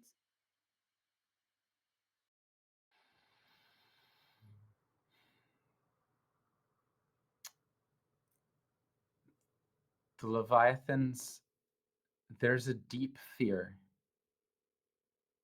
in the Leviathans, and it is the fear of losing something you love so deeply that it's a part of you. And you feel that it is a fear that they have been chasing since they were awakened. And probably New Rome is the smaller city because it doesn't have this enormous particle accelerator orbiting it. And it's a little bit more, there's a nimbleness to it. It's not a mountain, but it is weaker in that way. Follow-up question to to what's most dangerous here. Which formation or which tactics would have a chance to prove efficient against these two?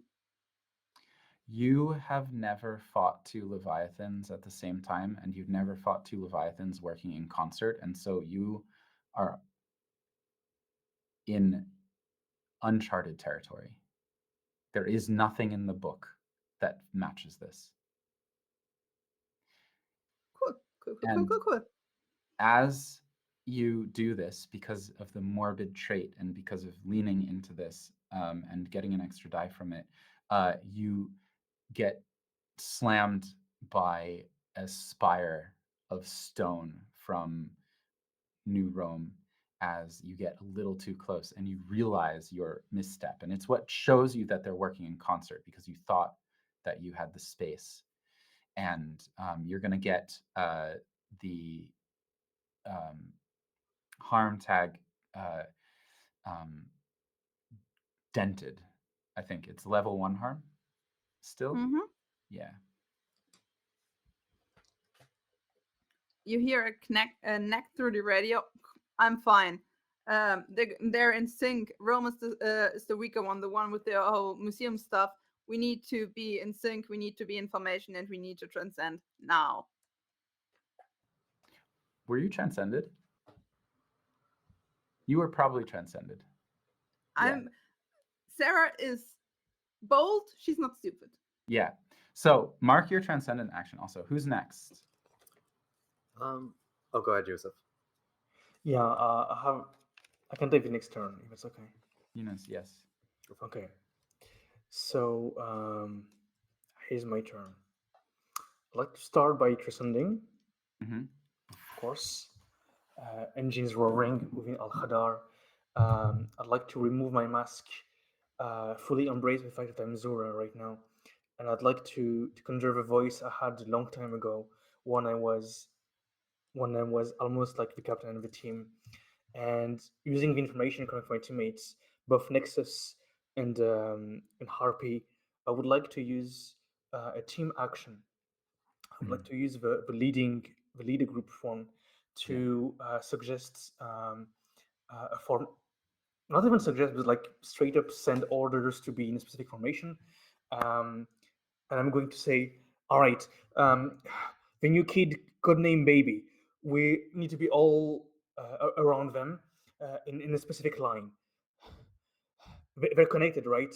What's the thing that can make you hurt when you're connected? It's your connection. We need Geneva to hate Rome. I think we'll be able to break their heart this way. If we're all together at the same place, they will use their biggest attack against us. I'm guessing probably something to do with that collider. If by by God's miracle, if we're able to angle ourselves all together next to Rome and Geneva tries to hit us, and we all avoid at the same time, maybe we can have Geneva hit New Roma and destroy part of itself. All right, team, let's do that. Copy. Well, if that's a joke, it's a very bad one. Roger. It's not a joke. I'm here. I'm here, Morning Dove. I never left you. Let's do this, please. Hey, Sarah. It's them. Each character. Why in the middle of battle? But okay, let's. Sounds like a plan. Let's go. Who's participating? Is everyone participating? Yeah. Orders were sent to what's it? To Nexus and a Harpy, right? I ask this to everyone, I think. To everyone. Okay, cool. Then I want to participate. Yeah. Great. So I will roll for each character who participates. Do you want me to roll What's a dice the- for? What's the move that we're doing? What's the action? This sounds like you're trying to. I would say it sounds like a flow. You're trying to get in the right position, and evoke or draw out this this attack. Sounds like a flow to me. Yeah. Yeah. Everyone gets to roll. The single best roll counts as the action result. If you feel like you want more dice, you can do it. And I'm gonna offer everyone a die with a very poisoned promise, which is that my very poisoned promise is you started in a risky position, but you're gonna just jump into a desperate position by doing this. But everyone gets a die. Okay. You can say no. Are we able to like push ourselves and spend links on this roll? Sure. Okay. Don't see why not. Cool. Harpy would put herself into a desperate position to give everybody a die. Everybody will go into a desperate position. All right. Okay. I think it's not worth it. Purely Yeah. mathematically. Sorry. Well, then you can. I see no reason why you can't push yourself. Okay. Since I'm pushing myself, I'm going to use my transcendent ability Ex Machina, Yeah. so I can compel non-human things around me. So basically, the space debris around us. I'm going to compel the environment to change itself to suit my needs and to hinder or distract our foes. So essentially, I'm going to basically funnel us like with this debris, like Incredible. everything around us to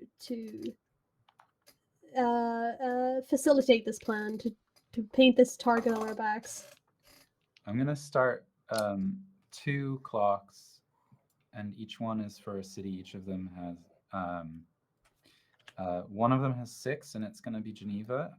I know we have a short amount of time left. We're gonna do our best to get through this, and one of them has actually Geneva has 8, sorry, and 6 has is New Rome. And this is sort of like their damage counter. And the link between them, if one of them goes down, you're in a much better position. Everyone can roll your flow. Hibernate, you can roll one more die because I'm spending one connection with you, one link. Thank you. Wow. Yeah, no, I don't Sarah's think I have fucking anyone else to thrown do by it. having her dead girlfriend back. I rolled the 1 and the 2. Mhm. Oh no. It's the Can I worst timing. can I I'm spend sorry. a link on Harpy so that they have an extra die? I would What do have you- 3 extra die. Oh, you haven't rolled that. I thought your results were 1 and 2. Sync ratio, my- when you give it an assist, it's a plus 2 dice when you use a link. And then you have the rivalry dice, right? Okay. I wrote 2. I have no stuff. Do you want to spend it? So did you roll a 1 and a 2? Yeah. Okay, then yes, I'm gonna spend it because you need to succeed. So I get 1 from our ship, 1 from you, and 1 from the rival perk. Mhm. Yeah, much better. Now I have a 5. 5. Does anyone? How's other people's rolls? 4. Okay. 5. Let me see. Oh boy. 3. 3, 4, and 5. Great. You you do this. It is a risky maneuver that you do. You push yourself into this position. The space debris trailing along behind Nexus, and Surtur, and turning into this almost shield or funnel or something. You put yourselves between them as you see this radiation cannon charging up, and this beam cuts through space, and you go scattering, and it's it slams into New Rome. It blasts a trench through the city. I'm marking 2 pips off of New Rome, and you feel this psychic like scream through pushing through the defenses that your pieces of earth, that your potted plants inside your your cockpits give you, just cutting into you, of the shriek of agony from New Rome, and then the scream of rage from Geneva, that it has been pushed into hurting its other half in a way. There's this this anger that burns up, and also as they move together, they burst through the center of your formation, and all of you are pushed, separated from each other, into desperate positions, isolated on opposite sides of the cities. Let's go hibernate. Cool. Has Write yourself and you're alone. Artemis as a mech been described? Artemis has not been described on this stream, but we described Artemis as lithe and golden filigree. Yeah. If you have more to add. I think like sort of like almost ballerina like, very slender, with like the legs ending in sort of like platform heels with like drills to like entrench themselves into the ground for stability. Yeah. And after being scattered, the first thing that Achtung does is just like immediately just like turn on the drill heels, just like get, just it doesn't matter what platform it is. Maybe there's like a piece of like debris flying through the air. They put themselves like into it as it's sailing through, and just like shoulder mounted sniper cannon like goes forward, visor over sort of like the eye part, and I just like go over the intercoms, just like watch out for friendly fire, and I want to take a shot at New Rome. Great. You're in a desperate position. This seems like just a direct defy that you're trying to do. You are leaning into yeah, you're on this platform. It's like a chunk of a wall broken off from New Rome that has on the other, it's like flat on one side, and on the underside there's this like hulking stone figure carved in it, flowing beard and muscles and like some sort of crown on its head. What's your dice pool here? So because I have know-it-all and I have ballistics as well, would I have a +1d in this?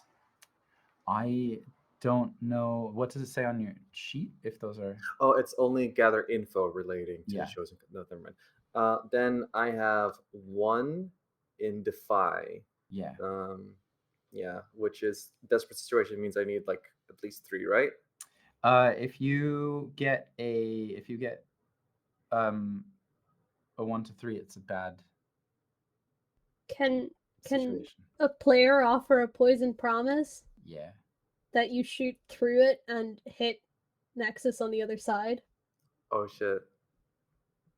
I mean, we don't know how overpowered this cannon is. Haven't fired it yet. Yeah. I take it. Okay. Cool. If you succeed, then you will hit Nexus. I'm also going to spend, because I have one link with Artemis specifically. I'm going to. Can I spend it to give myself plus 1d? Yeah. Okay. Then I'm rolling 3d6 here. After I say that, how dare you? I think we've used sync ratio with the engines as well. Hold on. No, my die. Oh no. I did it. Darcy. I have to go find it real quick. Oh Hit no. the die, and do you have other dice on your? Oh, they took the Headphones off. headphones off. Lost them. Just in case for anybody watching, you can re-roll dice. Ah. Okay. Don't worry about it. Okay. Whew. Rolling. First one was a 2. Rolling more. Goodness. Okay. That is a 6. 6. You do it. You do it. You line up this cannon, and because it's not a team shot, I'm gonna give it just 1 pip on New Rome. Also, because you're operating from a desperate position. Sure. Mark a Sun XP because of that. Your cannon charges. You watch the power rising in this thing and blasts a hole straight through New Rome, exploding out the other side. Looking through this clean hole, you've shot through sewers and aqueducts, and like water starts pouring into this wound in this city as it screams again, and fear burns in its eyes. On the other side of it, Owie. Nexus in You said that. Surtur, you're gonna take 2 harm from this. I don't know if you have any harm yet. No. You're shot. This shot blasts through this thing, smashes into you. You feel pain radiate through your body. You feel this cracking and burning sensation as this happens. It's, I think, your move. Yeah. I'm gonna try and right myself and be like, okay, ow, if we can't get back in formation, okay, let's use our own psychic storm against them. They have their own connections. Push back. And I'm essentially going to ask everyone to the emotions that Surtur and I have been fighting with, I want everyone else to push theirs into me and then push that out into How to these make your brain Leviathans. explode. Yeah. A lot of shame heading your way. Is this is this a is this a an teamwork ability on move? you? Yes. You're trying to do a teamwork move. Lead a Yeah. group. I Great. I propose it for everyone. I think Who's it's done. joining in? Yes. Yeah. Yeah. Great. What would this role be? Express? It sounds Express. like Makes sense. it sounds like an express or a confess. If it's confess, it's like we're, and this is, everyone gets to roll this. If it's confess, it's like this is our pain, and you're just telling, you're laying that at the feet of these I think we better go with that. I don't think anyone has stuff in confess, but who cares? That's better. We all have like a specific team ability that gives us +1 instant to everybody, but no, we're going with Moon, right? Yeah. Hey, what's the game called? All right. I am going to push myself once more and spend my last link with Searcher Okay. because I have So no dice in this. you can spend your link, and we're saying that gives you sync ratio, so that gives you 2 dice. Yes. Okay. Yeah. Because I had none before, so that would be 2 dice and Yeah. then 1 for pushing myself. And Three then dice. you take 2 stress. Yes, I have. Okay. If anyone's stress track fills up, let me know. I'm at 8. I have a question about that. So I'm gonna push myself, Yeah. and that's going to eclipse me. Great. I also have a transcendent ability called when you push yourself, choose a benefit, destroy an obstacle between you and your rival. Yeah. Where is Harpy in relation to me? Is one of the cities in between us? Yeah. I will not let you destroy an entire city, but I will let you reconnect with Harpy. Okay. Then Oh, but I I push. had such a good idea. Okay, never mind. I gotta do it. I Do push it. push myself for that 1d6 and I eclipse. We're gonna roll your eclipse next. Cool. Yeah. So, are we rolling express or confess? Confess. Oh no. Confess. Why? Oh, All don't right. ask. Hey, I've Great. gotten a 5. Great. do we have to share what we rolled? It's the highest roll. Yeah. Yeah. No, I rolled a 1. Okay. Okay. I rolled a 6 because I'm using a link from my engine has a sync ratio. Oh, sync I'm ratio. gonna I push get to roll. myself to have a die. I get to roll That's a another one. Right? 6. Yes. In that case, I rolled a So- 4. Sync ratio From is Harpy, you just yeah. get. Oh, Is it not from Harpy, you working? just get absolutely raw pain. Let's step through this. Okay. Sync ratio is used if you are receiving an assist. Ruben. You're Okay, not receiving an assist, so you Then I don't. just won. You just get. You have the 1. Yeah. What's the emotion that you push down this link? Shame. Shame. It burns as it leaves you. The shame, you feel it like bile. Nexus. Yeah. What's the feeling that you're pushing into this?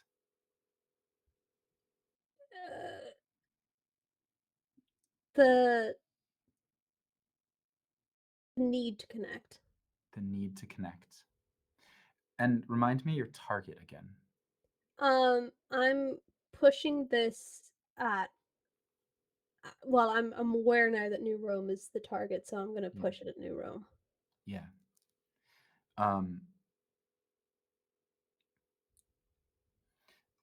Silver Harpy. What you rolled a 6? Yeah. What's your emotion that you're pushing down this link? At first, it is confusion, but then it's a bit of rage, and then it's just pure pain Mhm. for out of the fear of losing people, out of already having lost people, and because Harpy is also very close to eclipsing, just the feeling of it's enough already. Yeah.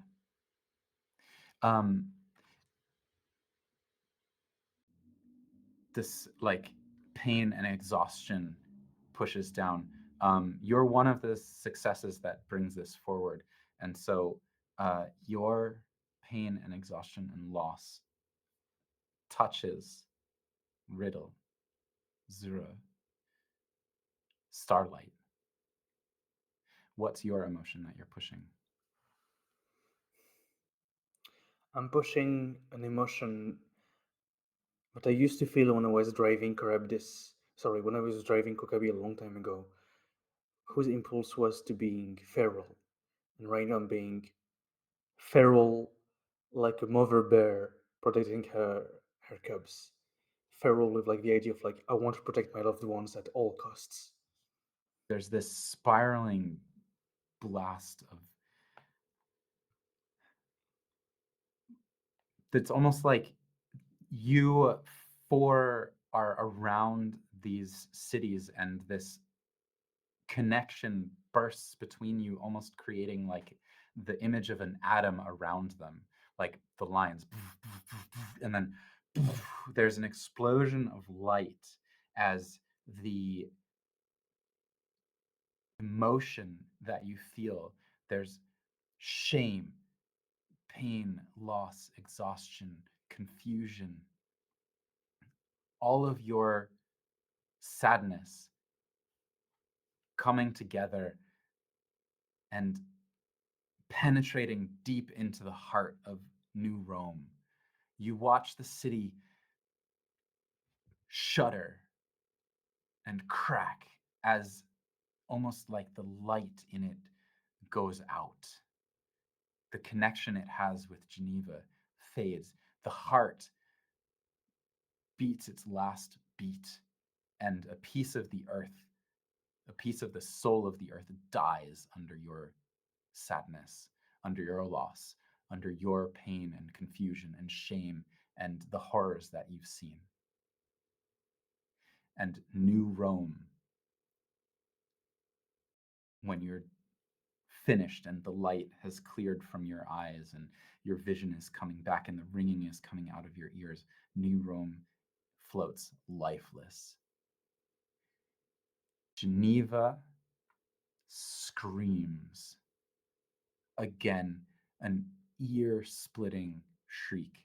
And for this death of New Rome, I'm going to, as the GM and director, I'm just going to say there is a psychic blast plus a percussive radiation that emanates, and all of you are facing one level of harm coming at you as the shockwave slams into you.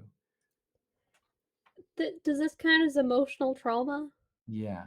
Okay, I can expend a special armor to resist that. Thank God, because I'm already at 2 harm. Mm-hmm.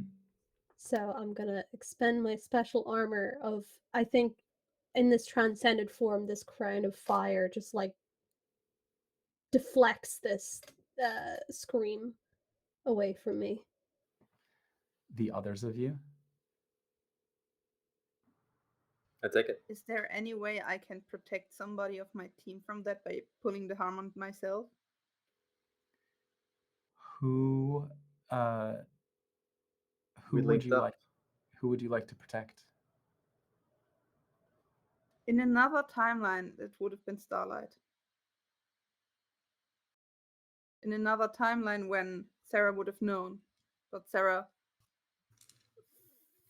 feels light too in this moment, so she's not protecting her love. She's protecting the one who always stayed by her side.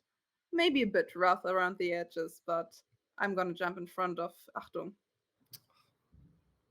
Damn. This link, this emotional link is still active. You feel this blast coming toward you, and you use your love for Achtung, this like friendly rivalry but depth of love, to just throw that over them as it slams into you, and you're going to take 2 harm. No problem. Achtung, what you will feel is instead just a soft calm. And you actually need a second to realize that that's actually Harpy, because that's not quite fitting from what you've seen before. Mhm. What's everyone's stress level? 9. Yeah. Max. 9. 2. 9 is max. I would like 7. Oh no, 8.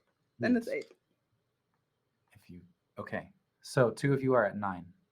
Yeah, because that team roll, There was a stress. Octung test. failed, so I got gained a stress one from 8 to 9. Yeah. I would like both you and Achtung, both Nexus and Achtung, please make eclipse rolls for me. Hang on one moment. We haven't done this yet. So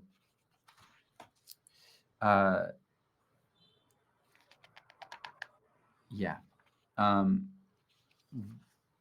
Roll your eclipse using your lowest attribute. Sun, moon, or stars. Whatever's lowest, you roll that number of Moon, dice. baby. Moon. Hey, we're doing this by moonlight. How many dice do you We're roll? all emotionally stunted. 1. Moon. Oh fuck! Both of you are rolling one die. Yeah. Damn My it. dots didn't perceive. Hey, hold hands. Okay, Ruben, big. I just Hang on, I have to tried to select save the me. dice. Don't make me lose the person that's important to me again. The dice tell a Okay. story. Big money. This 6. is how it works. You love somebody, you lose them.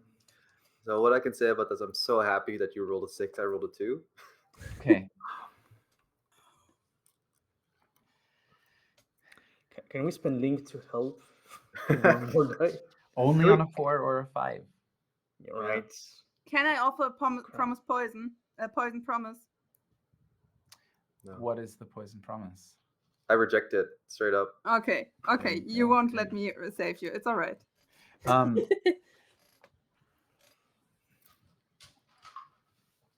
Nexus, what is it like? What does it feel like being blue? I think it's it's just absolute emotional exhaustion being the literal nexus point of all this trauma thrown at her for the psychic blast that everyone did, and it's just this feeling of completely being unmoored of I mean, when my character sheet even says like so much wasted effort, so much wasted time. If this fate was inevitable, why not embrace it? And I think that's accurate of like pushed everything she had, and there's still a fucking Leviathan here. Like, I think she has her brain is juice. She's burning up, and she's gone beyond the dregs of what she has, and there's still a Leviathan here. The exhaustion and also the sensation of using your energy to bring people together, a family of some sort, to break another family.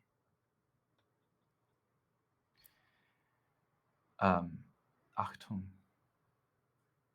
what does it feel like to slip into that darkness?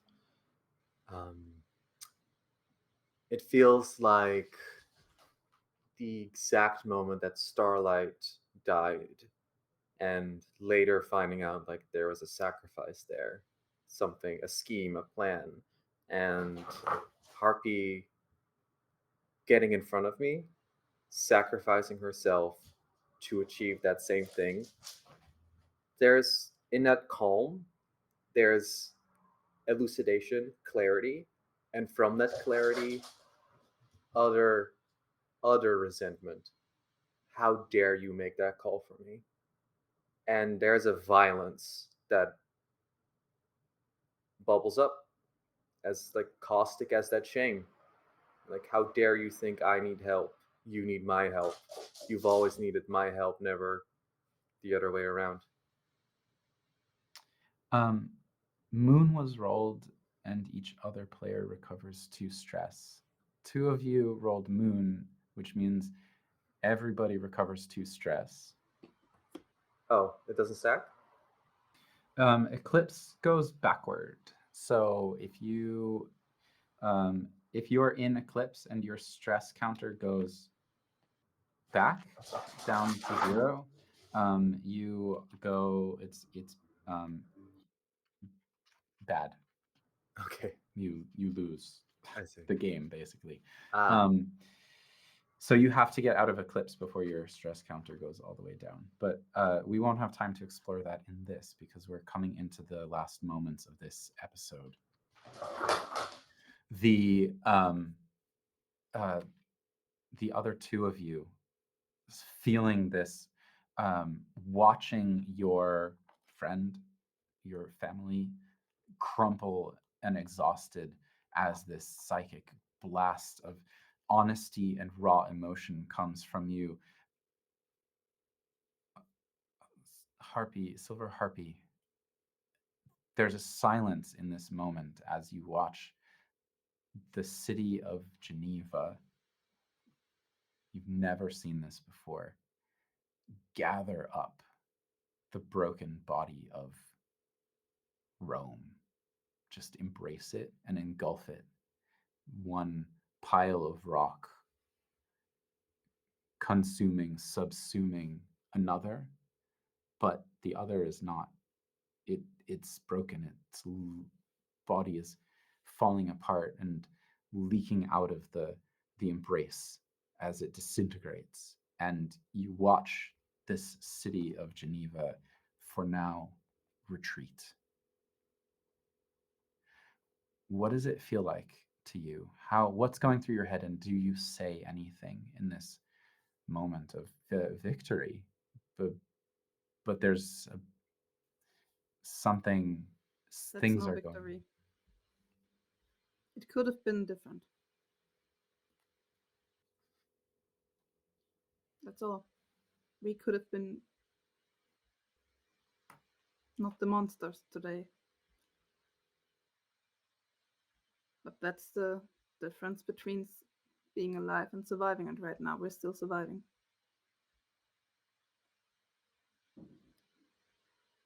I believe Harpy keeps Charybdis pointed towards Geneva until it's out of sight. Just in case. In But silence. in silence. And after it's so far gone that we can be sure it won't return in the next 5 minutes. Okay, everybody rile up. Let's get back. I need some status reports. How are we doing? Riddle, Starlight. Whichever one of those you feel you are in this moment. Mission accomplished? But at what cost? The cost was, first of all, it's a burden off of my shoulders. I feel so relieved. I feel finally able to release a stress attention that has been here for like a full year, for even more than that if you count since I've seen Harpy and Achtung leave this world. And now I can finally breathe, I can finally be, it's a victory. We're safe. We're safe. We can go home. But in a very ironic twist of fate kind of way, it feels like Harpy is even further than before. She did answer the call, but there's a coldness in her voice. She's alive, but maybe she's not my lover anymore.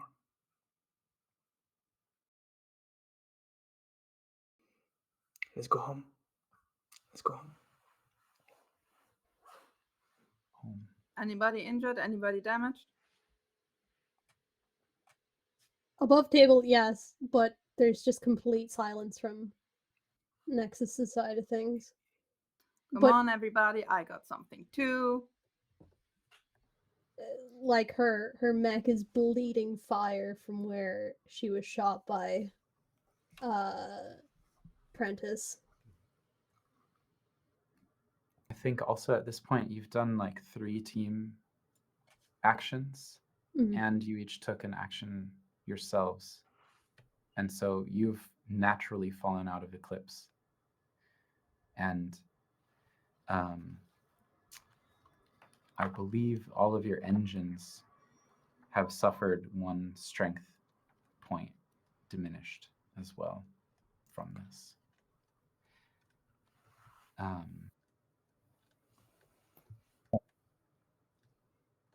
Is there anything else that anyone feels needs to be said in this moment? Maybe not said, but I think Achtung breaks off and chases after Geneva, not responding to hails or comms, and has decided to finish the job. Happy will scream after you. Happy will fucking pull rank. Do you react to any of it? No. Happy will follow you. Two of your engines break off, chasing this fleeing city, this fleeing Leviathan. What do the others do? I think you just hear a quiet voice through your comm, Riddle. You gonna leave too? I turn to Nexus, broken and leaking. No. Let's get you patched up. And my mech will go and grab Nexus once and go home with it. Two mechs head into the depths of space, chasing a mortal enemy. Finish the job in pain, in sorrow, in eclipse. The other side of them showing, at least for Achtung and Harpy, chasing the only thing that matters at the moment to her. And the others heading home after a victory, a bittersweet victory, a victory to save humanity, a victory that required coming together in order to what? To break another bond. You did it, but was that the right thing to do? Starlight, was that the plan? Nexus, is this what you were made to do? And with that, this season of Girl by Moonlight on a Sea of Stars, faith ends. Yippee! Yay! Yay! Well Happy done, ending! everyone. Oof. Audience for that. Maybe there's going to be a season 3. There was no season 1. The game says start in season 2 so that you don't have to introduce your characters to each other. So, you just saw episodes 11 and 12 of only episodes 11 and 12, the only 2 episodes that were ever published from that anime. And we're going to go and basically we're going to all do our outros and plug our things.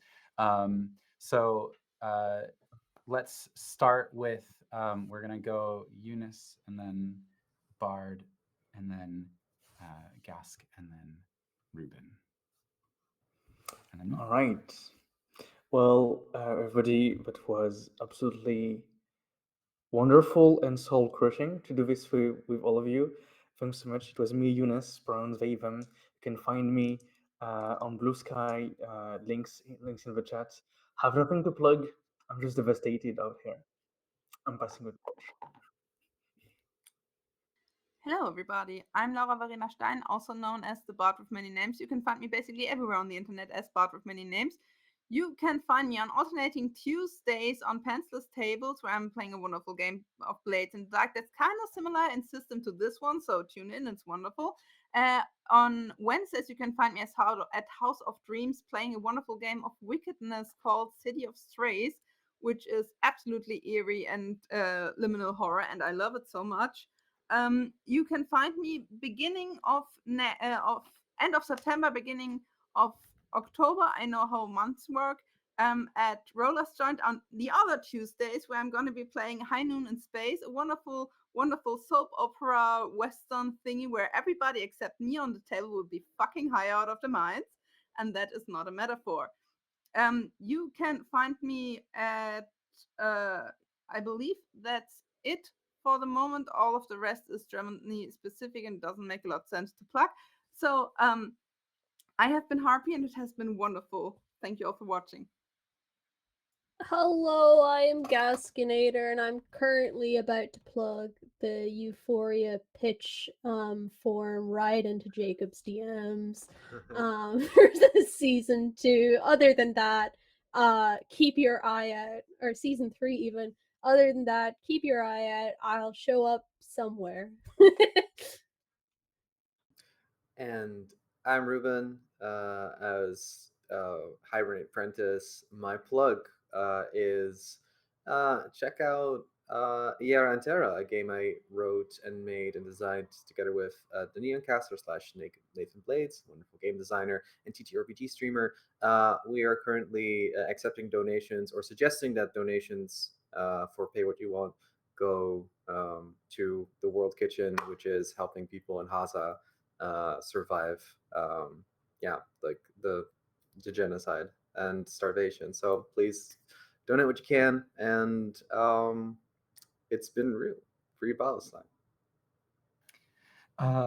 Thank you everyone for playing and for watching and tuning in and being and supporting this show. My name is Jacob Wolf Lefton. You can find me at Water Mosaic on pretty much all social medias. I have a little list of things. I appear on channels like Who Hurt You and D8 Dungeon as well, sometimes doing little guest appearances.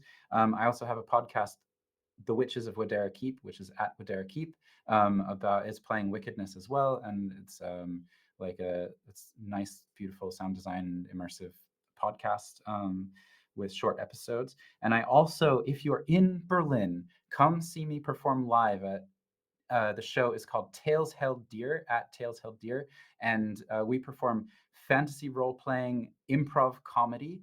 Our next show is at Das Improv Festival on next Thursday night at 11 p.m. If you're there, our special guest heroes are Giovanni and Sarah Claspel from Dropout. If you know them, it's going to be an incredible show. And if you don't make that one, our October show is going to be also at the Comedy Cafe at the end of October 20, I think the 24th. And just if you're in Berlin, we'd love to see you.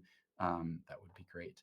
And this has been EUphoria, a channel that is devoted to spotlighting diverse TTRPG creatives here locally in Europe and outside the US. I want to give a special thank you to our producers and technical directors, Ida, Darcy, and Michelle. You've been incredible, and you deserve just like the whole process. You absolutely wonderful team to work with here.